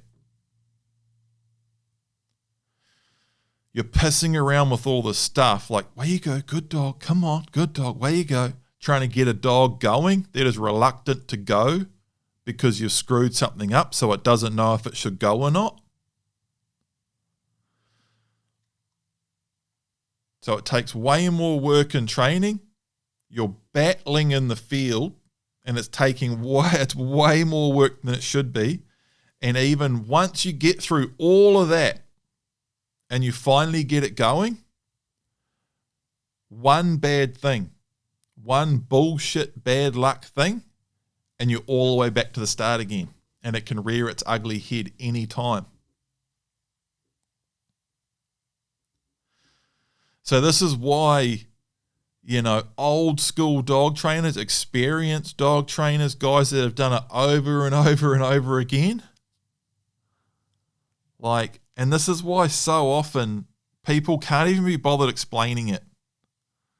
Because sometimes the way someone asks, and none of this stuff is ever directed directly at the person that's asking the question. This is always like a overall talk about the topics that these questions bring up. Like there's so much to it. That's why so many people will just be like, they say, "Oh, should I do this before that?" And they're like, "Nah. Don't do aversion training before you do that," and they can't even be bothered explaining because there's so much to explain. And they've been through it all so many times themselves, and they know how bad it can be if you do it the wrong way around. But you get the point. It's so important to do everything in the right order, man. And depending on the degree at which you screw it up to, doing Kiwi aversion training twice before you do bird dog training, that's a big screw up. And then in that case, Miko got a shock off the electric fence trying to retrieve her first duck. So a lot of you know that story, but imagine how that went for me. It took me a whole season. Her first season should have been awesome, and it wasn't because of this exact thing, actually, because I did aversion training. I did aversion training with the different species before I did my hunting training with the right species. I lost a whole year. And Miko's awesome now. She's going really, really well. But I'll never know how good she would have been had I done everything right. That was a massive, I got the seedling root bound and almost dead, and I brought it back from the brink of death, and now it's growing again. But no matter how big that plant gets, I'll never know how big it could have been had I done everything perfectly. That's the problem. And it's really, really important stuff. Really is sequencing. We do the deer scent work first in the blueprint for a really big reason. The way we do it in the blueprint works incredibly well, insanely well, and it's aging incredibly well. Out of hundreds and hundreds of dogs and about 7 years now, it works ridiculously well. There's a lot to it. There's a lot, like talking about hitting your markers in the right order. There's a lot of markers, and there's about 124, I think, different videos in the Deer Dog Blueprint. 124, like title, this is what we're doing now, explaining it all and doing it and explaining it. And often there's multiple ideas in each video, but so there's hundreds of them. As far as each marker, like right now we're going to do this like this in this order because of this. These hundreds of all of those all the little transplanting the seedling from here to there and pour this on it now and do this way and don't put this fert on it now because that's the wrong pH. We'll do this the other, like, you know, it's such a complicated, dynamic situation. It really is. So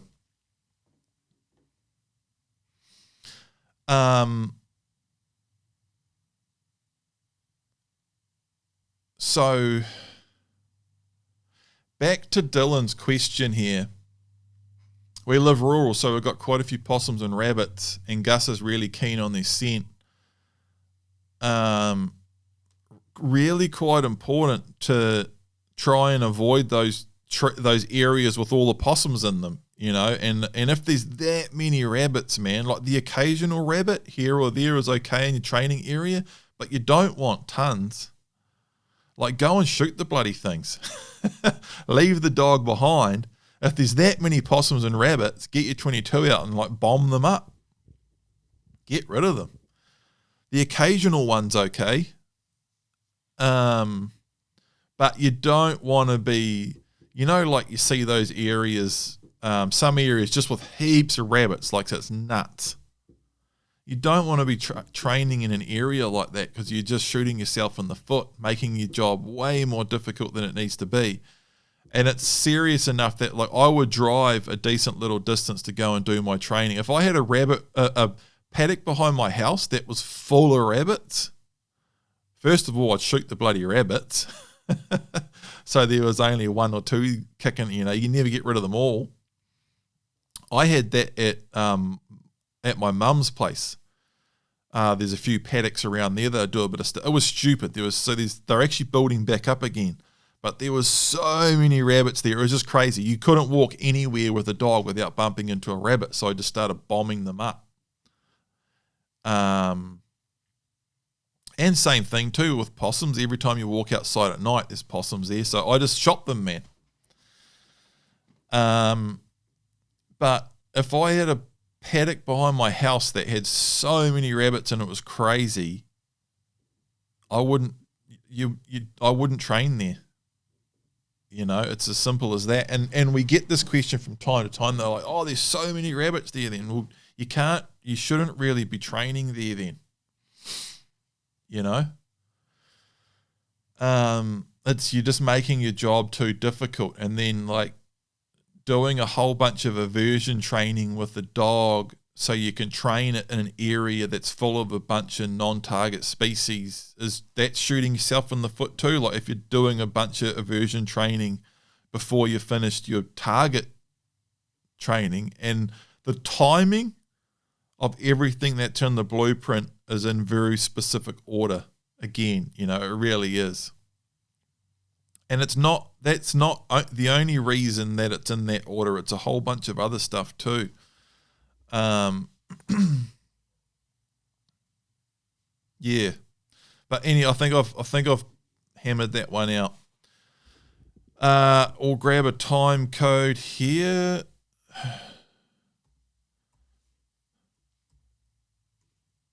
So you guys can click straight to the question that you want to listen to. Jason, my German Whitehair pointer is getting on and developing some health issues. I'm looking at getting another dog. I'm located in Australia and I'm looking to source an NZ bred pup to get started training. I'm looking at getting a heading dog. I just want to make sure I have a good chance of getting a really nice dog. I'm also looking at Australian-based options, smooth coat collies, kelpies and coolies, but the simple option is to just grab one from an established New Zealand breeder.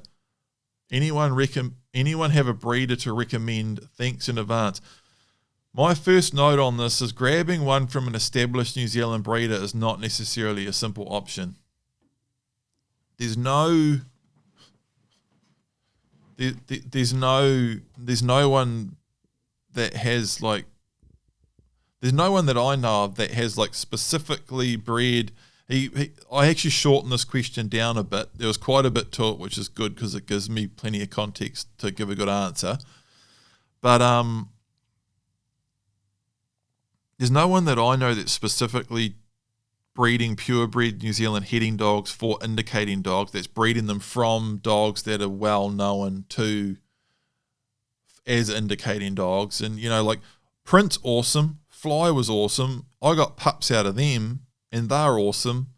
But I think you could breed better pups than those two.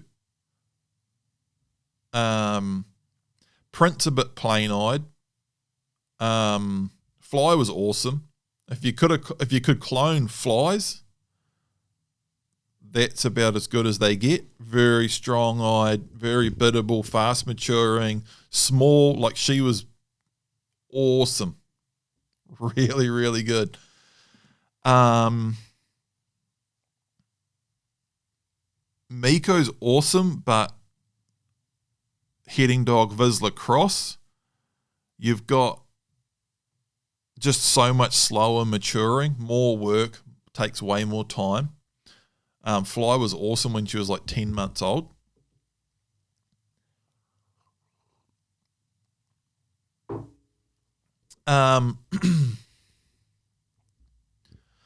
But yeah, so I don't think you're quite looking at it the right way. Just to be frank, like I said, like the way you've asked the question, it seems like, oh, the simple way is just to get one, like a perfect one from New Zealand. We don't have like perfect ones here. We don't have like one breeder that every single pup that they have is just perfect, you know, and there's no one that I could just direct you to and say, that's it, this guy here, he breeds these 4 dogs and every pup is like the perfect. It doesn't work like that, you know.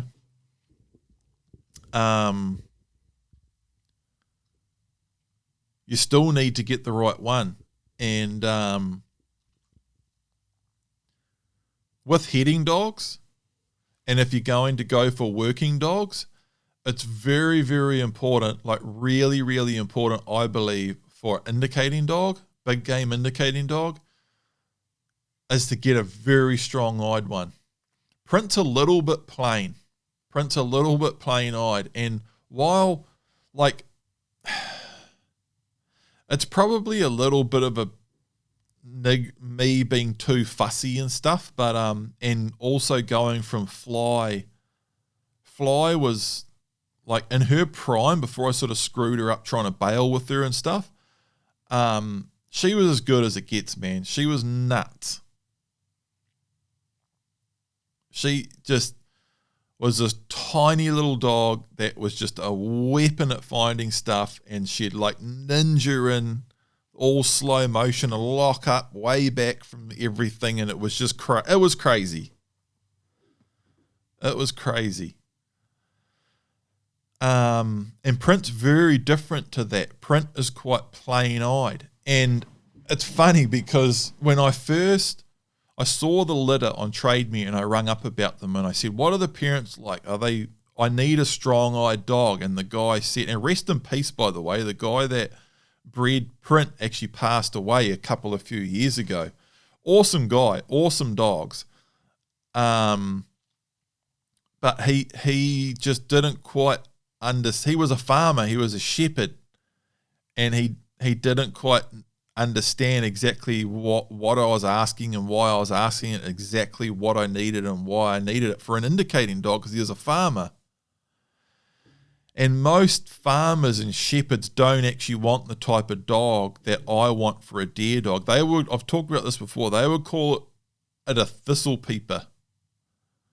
The type of dog, the type of strong-eyed heading dog that makes a really good natural indicating dog is probably quite annoying for your average shepherd because they're real strong-eyed. They hang right back and go all sneaky, and that's why they call them a thistle peeper, because they put them out into a paddock around sheep and they just want to get the sheep out of the paddock.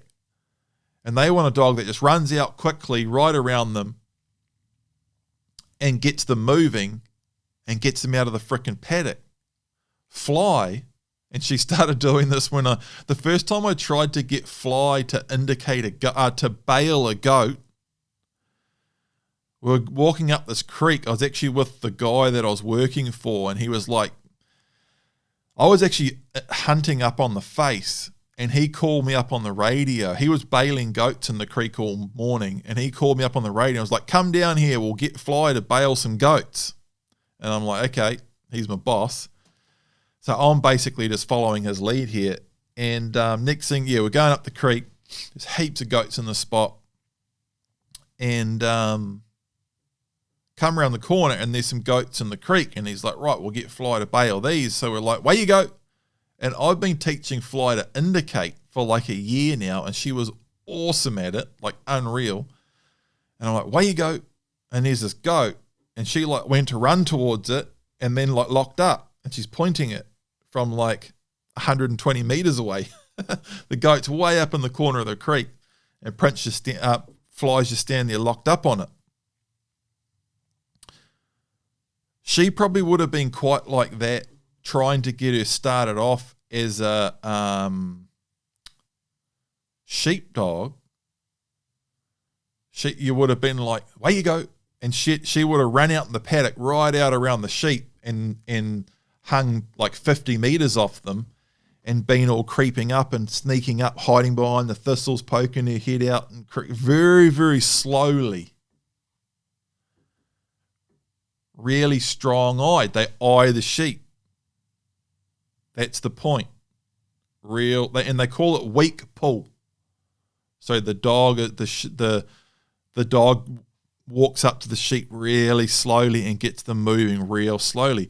They tend to use, and I'm no expert on that. I might get some of this terminology a little bit wrong, but the principles and what I'm trying to explain is correct.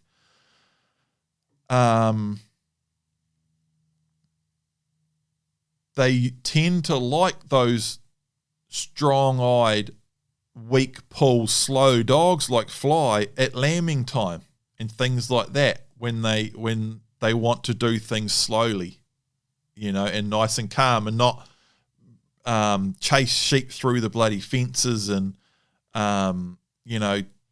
break the mum up from the lambs and stuff like that. But there's a happy medium there. And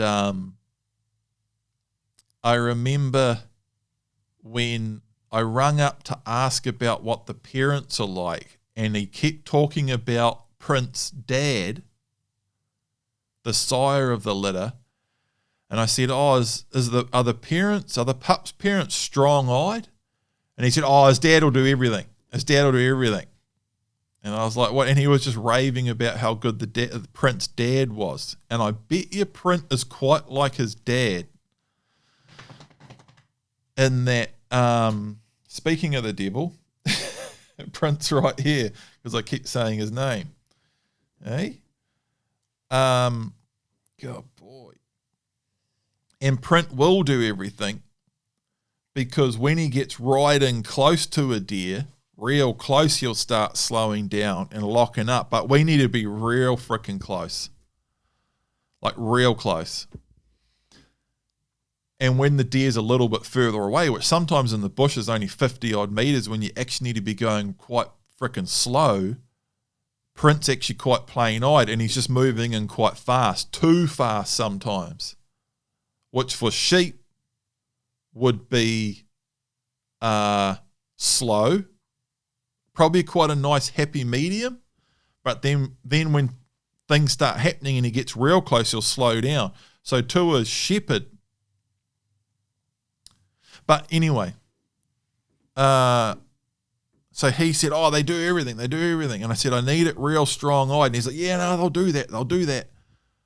And I took Print back to that farm about a year later just to say g'day and show him Print and see how he's getting on and how his dogs were. And I either got when I first rung up and said I need strong-eyed, and he was like, yeah, they'll do that. And then I said to him, he was like, oh, that's Print's mum there.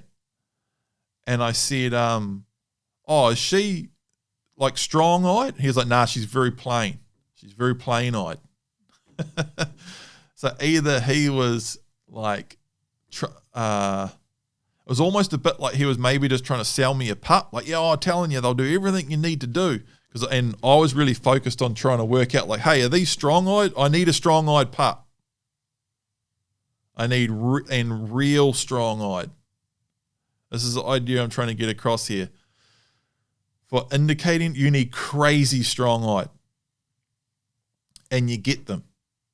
And if you talk to the right guy in the right way, they'll tell you. And you almost need to see the dog doing it.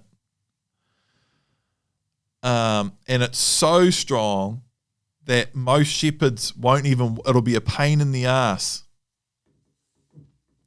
Because they'll try to send them out in the paddock and they'll go right around and hang right off and like barely get everything moving.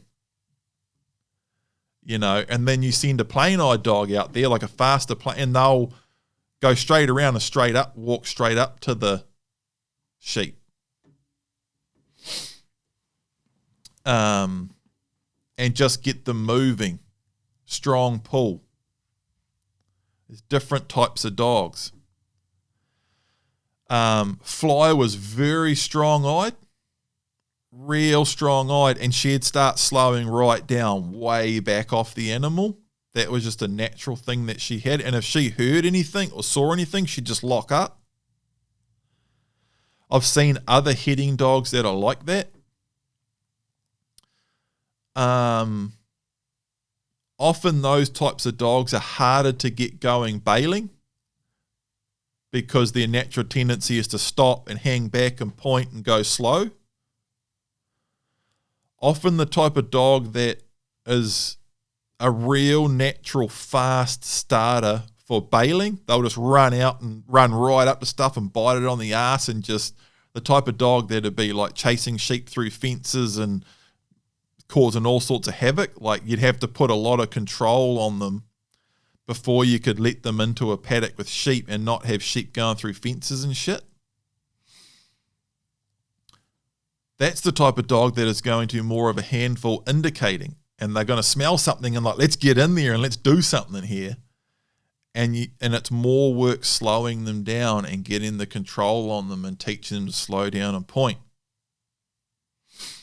Whereas a super strong-eyed dog, the type of dog that if you just put out in the paddock with no training, it's just going to stand way back and just like look at them. And as you build confidence in them, and as they start to work, they'll be doing a lot of eyeing and a lot of standing back and staring at them and low body position and sneaking around and stuff. That's what a shepherd calls a thistle peeper. I heard a guy say once that he went to sales, like sheepdog sales, and they put the dogs in some yards with some sheep so the people buying the dogs can see what that dog is like with the sheep.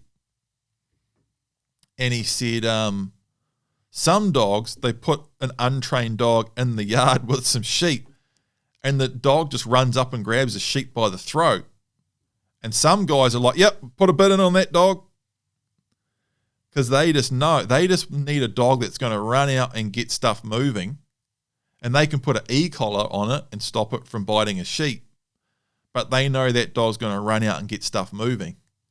But that dog's going to be, that would be like almost no eye. It's not eyeing it at all. It's just running in and grabbing it by the throat. Extremely plain-eyed, extremely strong pull. For heading dogs, you want very strong-eyed, weak pull, the sort of dog that will just stand back and point. And Print is quite plain-eyed, strong pull. He just wants to get in there. Not real bad. He doesn't want to run in there, and he is sort of a bit light on his feet, but he's just a bit quick. And that's just him. Trying to teach him not to do that is like trying to teach a dog not to yawn or not to wag its tail. You know, it's just, yeah.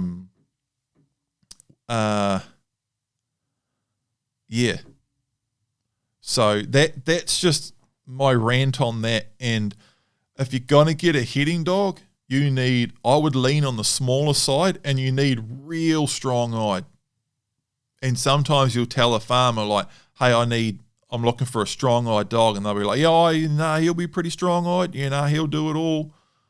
And that's what I mean by Print's owner saying that his Print's dad will do everything, meaning, and it makes sense to me too, because Print's quite like that. He's quite in the middle. He'll want to run and chase stuff, like you can see in him every now and again. You've got to give him a hiss or tell him to, not so much on deer, but I can just tell he's always been that sort of dog.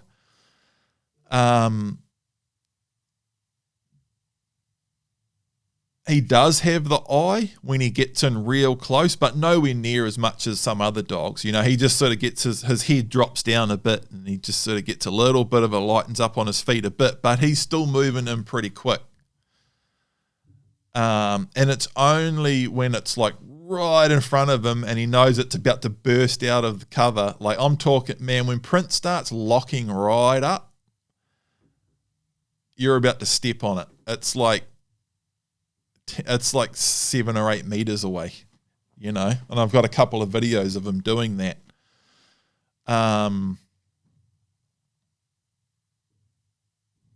Yeah, so that's why when you say, what did he say? The simple option is just to grab one from an established New Zealand breeder. No, it ain't. Because I wish it was that simple over here, but it's not that simple. And there are actually getting more and more people aware of indicating dogs and that know that heading dogs are a good option here in New Zealand, or people that have seen one or had one or trained one. Because I've been talking about this for quite a while now. And, more and more I'm talking to someone that's like, oh, my mate's bloody got this tiny little heading dog that's like crazy strong-eyed, and he's using him for deer now, or like Miko's litter, she's a heading dog Vizsla cross, and Miko's mum was a very strong point, slow sneak sort of a dog. Like he said, Miko's mum, when hunting over her, she's almost too slow. Like she starts creeping and going all slow and ninja-y on deer, like too far out, and you're sort of like behind her going like, it's still 120 meters away, and she's going, or can't remember exactly what he said on that, but he definitely said sometimes she's too slow, like annoyingly slow. So as far as Vizslas go, apparently Miko's mum leant very hard on the strong eye, weak pull type of thing. And he said that her dad, the heading dog, was a small, very strong-eyed heading dog, like really, really strong-eyed. And Miko is very strong-eyed, like even on cows and pheasants. And I haven't really had her on deer properly yet. But I know once she clicks, I've seen enough dogs to know, like once she gets going on deer and once she clicks on them, I think she's going to be very strong-eyed, more like fly. When Miko's showing interest in something, she had a thing, she was quite obsessed with the cows in the paddock at home. I've got her buttoned right off that now, but if you let her do it, let her like eye the cows and start sneaking, she's going into this full locked up sneak like point 100 meters away. Sort of doing what Fly did on that goat in the creek when you're trying to send her off, like, way you go. And she goes to go, runs for 5 meters and then stops and locks up on it like 100 meters away. That's sort of what Fly was like. I think Miko's going to be like that, which that's what you want. And having said all of that, though, after all of that ramble, you guys know how good Print is. He's still like a weapon. But for me personally, once you've had that dog that's got that crazy sneak, man, that's the ultimate. There's no... because there is that thing, you don't need the sneak. You don't need it. I've had dogs that do this and I've had dogs that do that and blah, blah, blah. So have I. I've got one. Print's probably one of the most extreme examples of that. It's very nice to hunt over, very easy to control, incredibly good at it, shoot plenty of deer over it, pretty much stuff none of them up. And he's fairly plain. He just indicates, takes you in. He'll slow down and lock up when you get real close, but it's really just, I've just taught him to stay close. He's really well trained, easy to handle, and he just indicates the deer. But he just does, it's just not as nice to hunt over. He takes a bit more handling. Sometimes he's making a bit of noise, and I'm thinking, and I sort of have to sprint, get him in behind, tell him, use a hand signal to get him to sit down. When I'm looking at it, and what he's telling me is the deer is like right here, and it's dead calm. And I know, that's what it comes down to, is I know more than him about what he's trying to do. So I have to guide him a little bit. So I'm like, Prince, slow down. I'm constantly telling him, slow down, sit there, get him behind. It's like, what he's telling me is telling me that the deer's right there and that he should be going slower than what he is. And that's just him. It's like I said, it's like, that's like a dog wagging its tail. He's plain-eyed. He doesn't know how to do it different to that. That's how he's geared. Whereas Fly, you'd look up at her and she'd be locked. She's telling you what to do the whole time. She's slowing down and ninjaing at the point, particularly before I bailed with her and stuff. She used to be a lot more like what Miko's, the guy that bred Miko, he said, if anything, Miko's mum goes too slow. So he's looking at the dog, knowing, the deer's probably 80 meters away, and there's actually a bit of a breeze today, and I can go pretty quietly through here, and I know it's still probably over that next brow. I just want to walk over there and then slow down, but the dog's already like ninjaing. So you're almost telling the dog to speed up more than you're telling it to slow down, versus the other way around. You're not fighting it. That's the difference. That's the big difference. And it's two very different things. And anyone that's hunted over a dog that's real sneaky and just real nice will know, versus one that's a little bit plainer and less style. It's once you've had that style and that sneak and point and stuff, you can't go back. You're just like, and that's what it's like hunting over Print, to be honest. And he's 7 now, so he's pretty much doing everything he's going to do. And that's why I'm quite interested to get Miko going.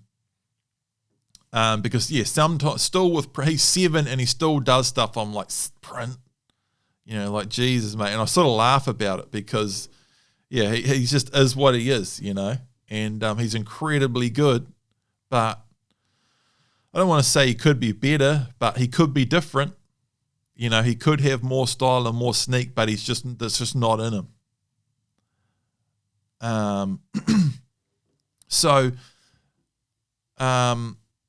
Jason, even if you are going to get a hitting dog from New Zealand, you're still going to have to like really work for it and work it out and sort it out. And yeah, I think like a smooth coat collie or a coolie from Australia is a good option. But like I say, I at least want to have that rant, because a lot of people would look at Print and go, man, I'd go a plain-eyed hitting dog like Print, because he is extremely good, and it's actually difficult to get a dog that's better.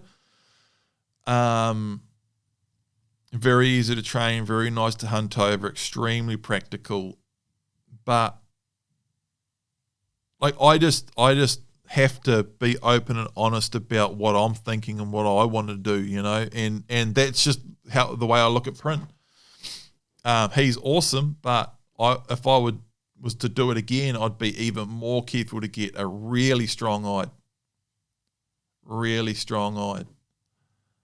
And Print's not quite as strong-eyed as what I would have preferred, you know.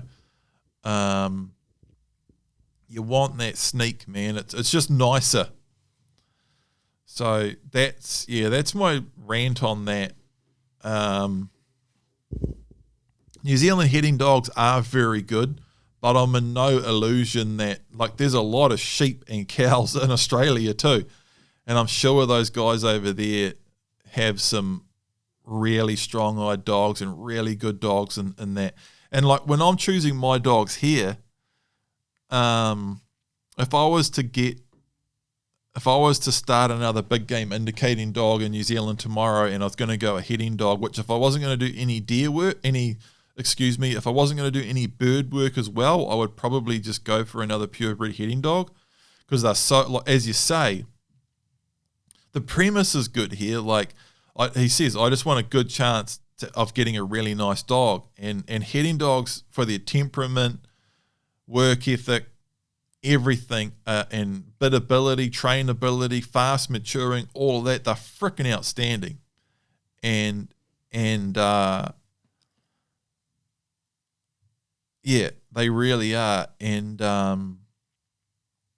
I would just start looking on. I don't know offhand. Actually, I do know of one or two breeders now, just people I've done one-on-ones with and things, that they're like, oh yeah, I got this dog from here and I've got his phone number and he has a litter every now and again, but they might only have a litter once every 2 or 3 years or something.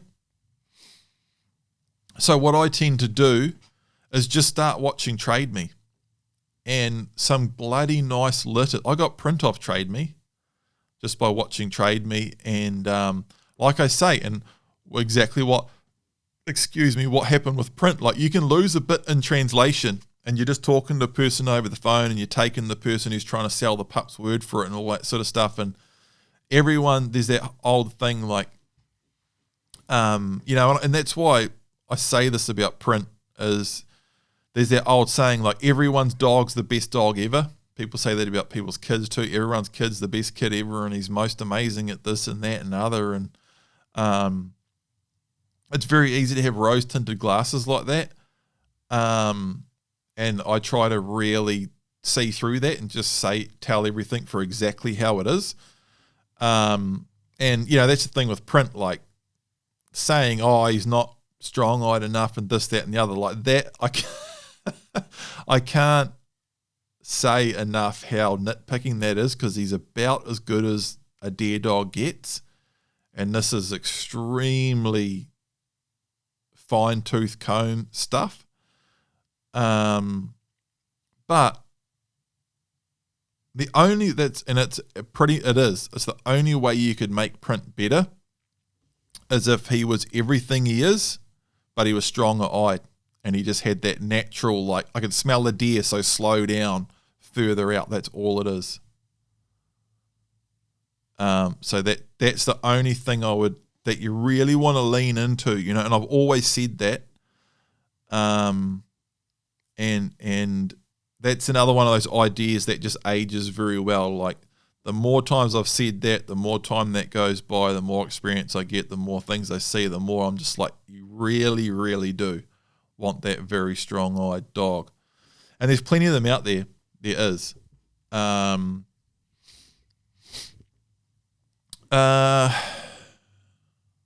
Yeah. So I would look into that and I just start watching Trade Me. It'll say in the ad whether they're strong-eyed or not, and you can ask the person who's bred them.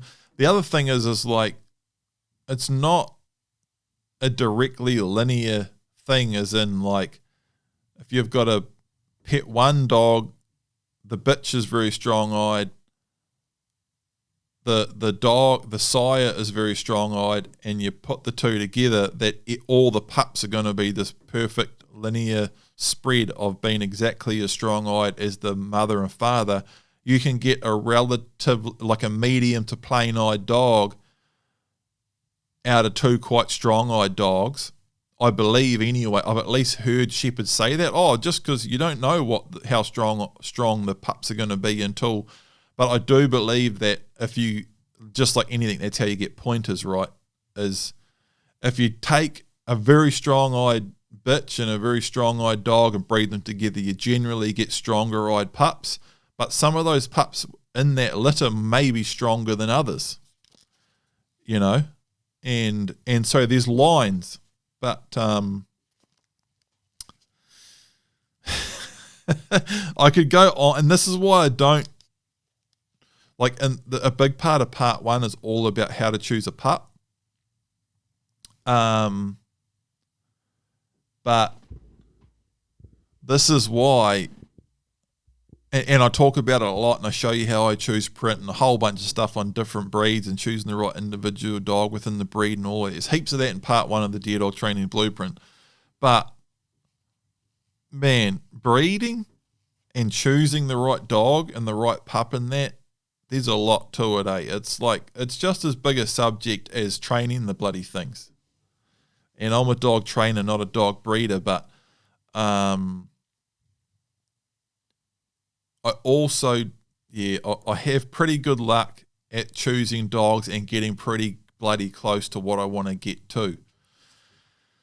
And I generally have a pretty good idea of what I'm getting by the time I've chosen it, you know. The only thing with printers, like I say, I wish he was a little bit stronger-eyed, but yeah. So I just start looking at Trade Me, and quite a few heading dog litters come up on Trade Me. There's a couple of Facebook pages and bits and pieces around too. And I just start making phone calls, ringing up, talking to people that have the litters, going and looking at the litters, looking at the parents. A lot of talking and looking and thinking about it. And I just choose a pup based on sort of everything I know. And a lot goes into it, but you know, and that's why I like the working dogs, because I just find someone that I can tell has their head screwed on. They're a good person. They're smart. You can tell they're a good farmer. You just talk, you know, where are you farming? Like, you don't manage a big station somewhere for 7 years if you're an idiot and don't know what you're doing. Like, they won't, you know what I mean? That's one thing when you're dealing with farmers. Like, you literally can't do the job if you're an idiot and you don't know what you're doing. Like, the place will just fall apart and you'll get fired, you know? So if it's all of those things, I'm looking for someone that's like experienced farmer, farm owner, or farm manager that's been somewhere for a while. I'm looking at the person first, and then obviously the dog's got to be what I'm looking for, but then I've got to hit it off with the person on the phone and ask them about the dogs, and they're talking to me and telling me what the dogs are like and what the parents are like and all of that. I've got to like the look of the dog, like cosmetically, markings and everything. That's debatable, but for me, I do like, actually, I've got to hit it off, like when I look at the dog too and think, man, that's a cool looking pup, and it's got all the right stuff it's theoretically got all the right stuff that I'm looking for. Its parents are nice dogs and good working dogs, and like, you know, as soon as I started talking to the guy that bred Print, He knew about the breeding, and he'd had the mother for ages, and he'd had that line for quite a while, and he told me the whole story about them and what they're like and what he likes about them and what he likes about dogs and doesn't like about dogs. Like, you've got to, like I say, I want to hit it off with the person and basically ascertain that we're on the same page on a lot of stuff. They know a lot about dogs and they're not a muppet. And I've had it when I've rung someone up. And another big thing is that's why I always want to go and meet the person in person, preferably at their house or on their farm or wherever they are, and meet them and see their setup and all of that. Because I've had that when I've talked to the person on the phone, and it's like, hey, g'day mate, how's it going? And you're asking them, and they're sort of cutting you off, and they're a bit funny, and you say, oh, did the dogs do, are they strong-eyed? He's, you don't want bloody strong, instead of saying, yeah, they are, he's like trying to tell me why you don't want too strong-eyed and this, that, and we're just not hitting it off. It's not meshing. And then I turn up, and like, the place is sort of a freaking mess, and the pups don't look that good. They're not in that good of conditions. The kennels are all crappy. It's just stuff like that. Like, and I've gone to, and then the parents are there, and they're like barking and whining in the kennel, and I just get put off. Like, everything has to be right. And with Prince litter, everything was right, man. He was a real cool guy. Hit it off. Everything he said made sense. He obviously knew a lot about dogs. He obviously really liked his dogs. He'd bred the litter for himself. When I went and looked at the whole setup, everything was awesome. He let the parents out. They were nice dogs, just walking around, just normal. Went and saw the pups. They all seemed cool. They were nice. They looked good. Everything, nothing gave me gave me a weird gut feeling or anything. Everything felt good. And I was like, I don't know how and I looked at other litters that there was always a couple of little things that I didn't quite like. And that with Prince litter, it was like, man, I don't know how I get any better than this. That's really what it's got to get like for me. It's like, I don't know how I'm going to find a better pup than that. And again, like, the only thing I'd change in Print is that he could be a little bit stronger-eyed. With Miko, for what I've ended up using her for, like on birds and now getting into a bit of deer work with her, nothing I'd change about her. She's perfect. The fact I've got Print as well, she's bang on, man. She's unreal. Being taken longer and more work, I knew exactly that's exactly what was going to happen with her, even down to the individual pup that I chose. Like with Print, getting the quiet one, he was very, very easy and matured very fast. Miko was the complete opposite of how I show you how to choose a pup in the blueprint, and talking about like how something ages, how it's panned out over time. It's exactly how it panned out with Miko. She was way more forward, confident, slower maturing, took longer to get the off-leash control, all of that stuff. Just a very different dog. But Miko's got the real strong-eyed and sneak and point and stuff. So that's it, man. I'd just start looking for litters. I don't know. Australia must have your version of our Trade Me, like an eBay or a Craigslist or whatever it is. And 100% there's some shit out there, and there's some people that you could argue that aren't the best breeders, and don't necessarily know what they're talking about. They're breeding for different reasons. They don't know what a good hunting dog is. They think they do, and they'll tell you that they do when they actually don't. There's a lot going on, man. And like I say, I just make a lot of phone calls, talk to people. And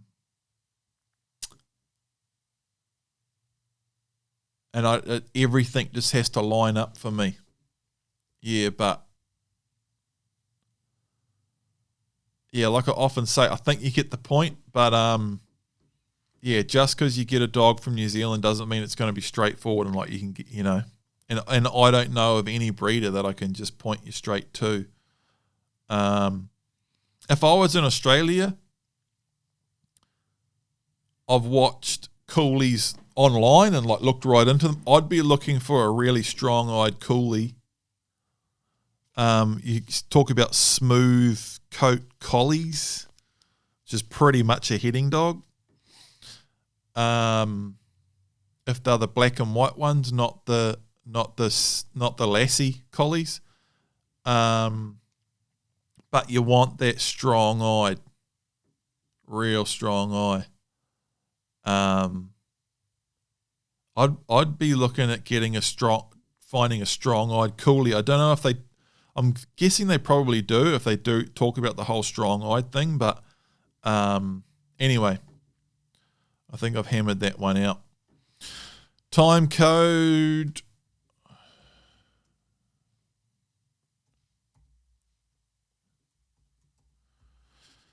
Time code's in the description on YouTube. Emily. Hi, Paul. We're training our 10-month-old GSP Ranger using both the Blueprint and the Paumiko Dog Guide. Hunting season is very short here in British Columbia, Canada, and Ranger is a house pet for most of the year. It's been working great,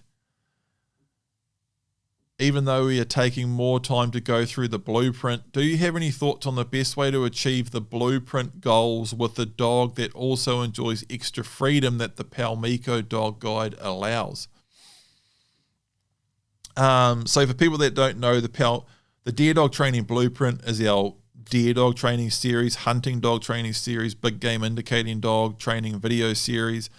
The Paumiko Dog Guide is my general dog training series where I just put all of my training principles and techniques into a video series for people that aren't training a hunting dog, they're just training a pet.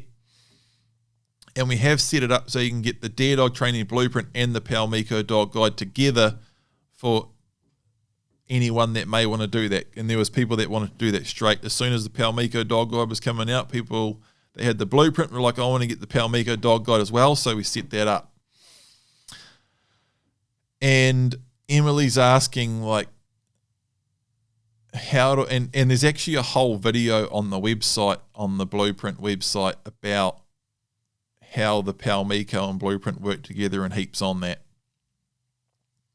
But she's saying, how do I implement, what was her exact words? Do you have any thoughts on the best way to achieve the Blueprint goals with the dog that also enjoys the extra freedom that Paumiko allows?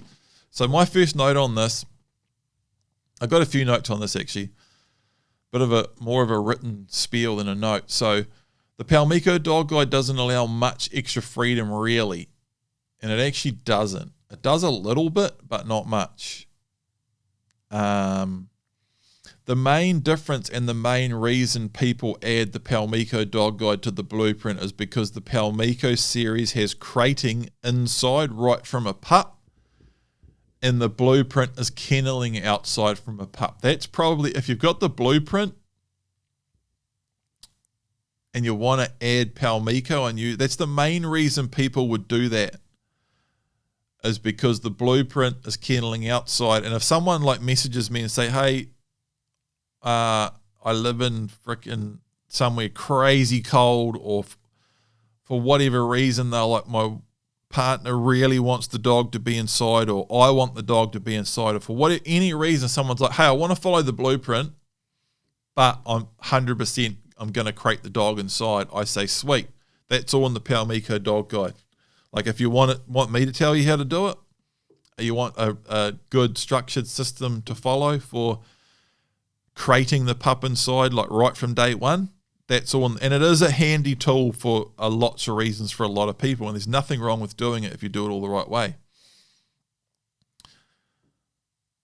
That's the main reason why people would add the Paumiko Dog Guide to the blueprint, is to crate inside right from a pup. And there's not actually that much extra freedom in there. Like, you could just crate the pup inside as per the Paumiko Dog Guide and follow everything that's in the blueprint, and your pup's not really getting much freedom. There's maybe a little bit more freedom, and there is actually. There's a little bit more freedom inside earlier on in the Paumiko Dog Guide, but it's very structured and careful, and we go over all of the do's and don'ts in there. So we do start that, for one, the pup's crated inside, and it's inside, like, while we're inside with us, you know, in the same room and stuff. It's not like we lock it up on its own down the far end of the house. It can be in the lounge in the crate while we're doing stuff.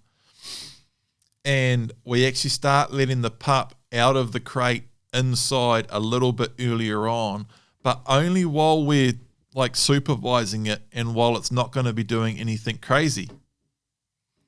And we start off like when we're basically one-on-one with the pup inside. And if everything's quiet and chill and the pup's going to like just chill, then that's sweet.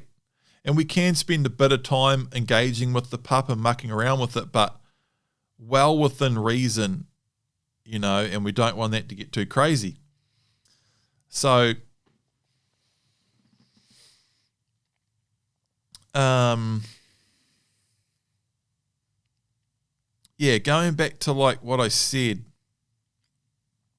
the Paumiko Dog Guide doesn't actually allow that much extra freedom. The main reason is crating inside and maybe a little bit of extra freedom in the side earlier on, but it's not that much. But to answer the question, to do it all properly and really get the blueprint result, follow the blueprint to a T and only add the crating inside from the Paumiko Dog Guide, maybe a little bit of extra freedom inside. The other thing the Paumiko Dog Guide has is walking on a short leash much earlier than the blueprint. So for people in town that for whatever reason, or someone else in the family might not want to do all of the structured longline stuff but can still get the dog out for a walk on a short leash, that's all in there too from a younger age, walking on a short leash. So you can maybe do a bit of that stuff, but keep it all very structured, like lean hard on the side of caution and structure.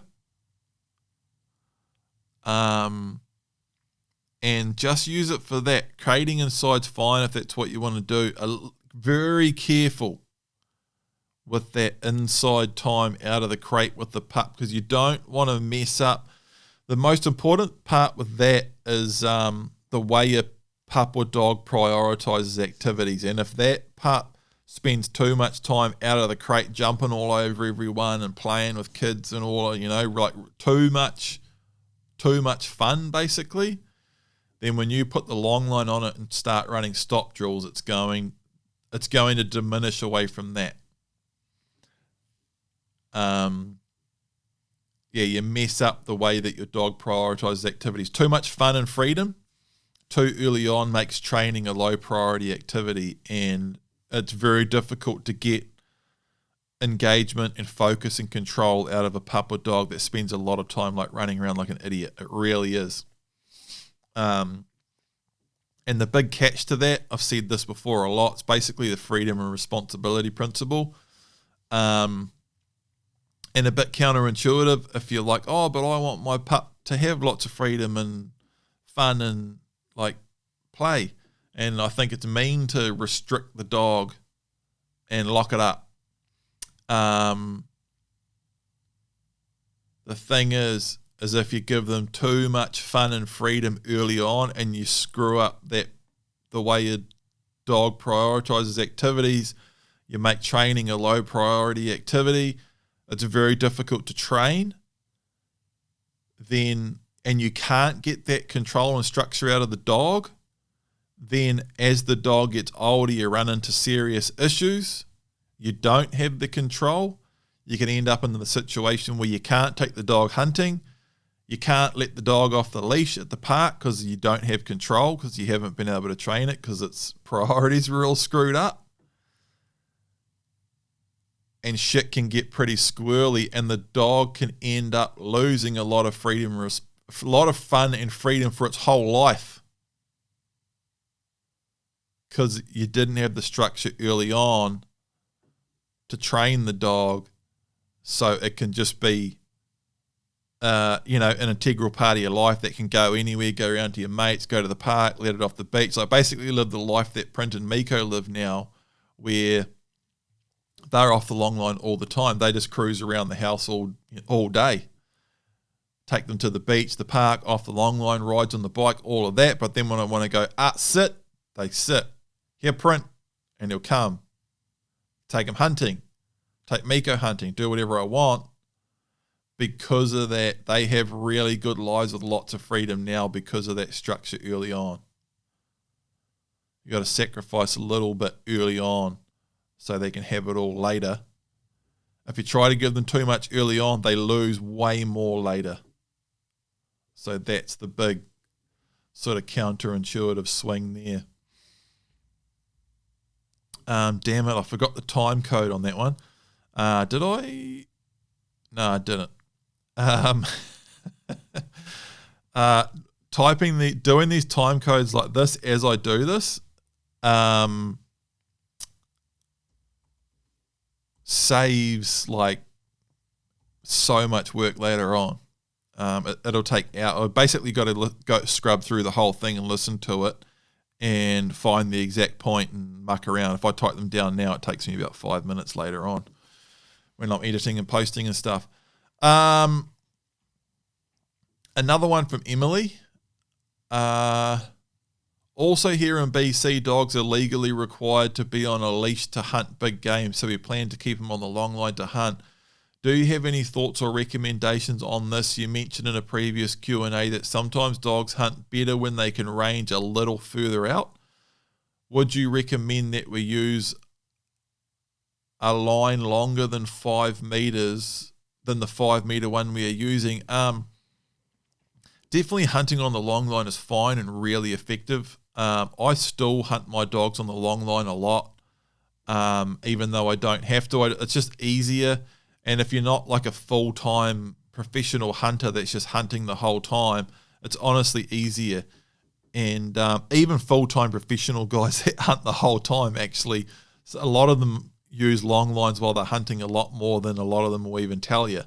But I'm not saying all of them do, and plenty never use a long line on their dogs, but I didn't when I was hunting full-time. But since I haven't been hunting full-time, I've been using long lines more and more, even when I don't have to legally, But so it's totally fine hunting on a long line. It can be really effective. It can be super easy. You can stand on the long line without saying anything, so you don't even have to wait for your dog to look back.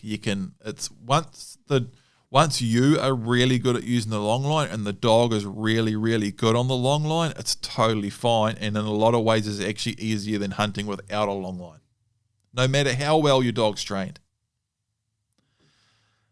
We're talking, you're not holding the long line, the dog's just dragging it. Light little bit of string trailing behind it.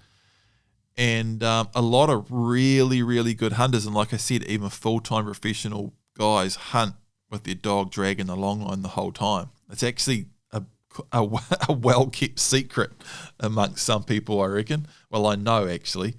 But so there's nothing wrong with hunting on the long line. It can be really effective. It can be better than hunting without a long line. The dog can still hunt really well in close on the long line. So I have spoken about sometimes the dogs can hunt a little bit further out. I would say that's more of an exception than, like it's more often in more scenarios with more dogs that you're better off with them closer than it is that you're better off with them further out. That's definitely the dog being better off ranging further out is more the exception than the rule. For sure. And dogs can still hunt really effective and really well and close. 5 meters is a little bit short on the long line, particularly for training. Would I recommend I use a line a bit longer than the 5 meter one we use for training? If you're using a 5 meter one for training and that's working okay, the 5 meter one will be fine for hunting. You could use it a little bit longer. One thing I always say about a long line, and when I'm setting one up to start training or hunting or something, I can always cut a meter off it, or 2 meters, like once I start. I can't add to it once I've cut it off. So, and 5 meters is a bit short for me on a long line. I tend to like 7 meters for most things. Having said that, though, for hunting, I'll often shorten it up a little bit, just so it's a little bit less weight for the dog to drag, a little bit better for tangles and stuff like that. But 7 meters is a really good starting point for me for most of my long lines for hunting and training. And that's our last question. So thanks everyone for listening. If you want to find out more about the Deer Dog Training Blueprint, you can go to biggameindicatingdogs.com. If you want to find out more about the Paumiko Dog Guide, you can go to paumikodogtraining.com. You can follow Big Game Indicating Dogs on Instagram, Facebook, and YouTube, all under Big Game Indicating Dogs. Same as Paumiko Dog Training, our general dog training stuff. That's on Instagram, Facebook. We're not really that active over there these days, but there's still plenty of stuff there to look at. And you can check out some of my own stuff at Paul John Michaels on Instagram, Facebook, and your YouTube as well. Thanks, everybody, and we'll see you in the next one.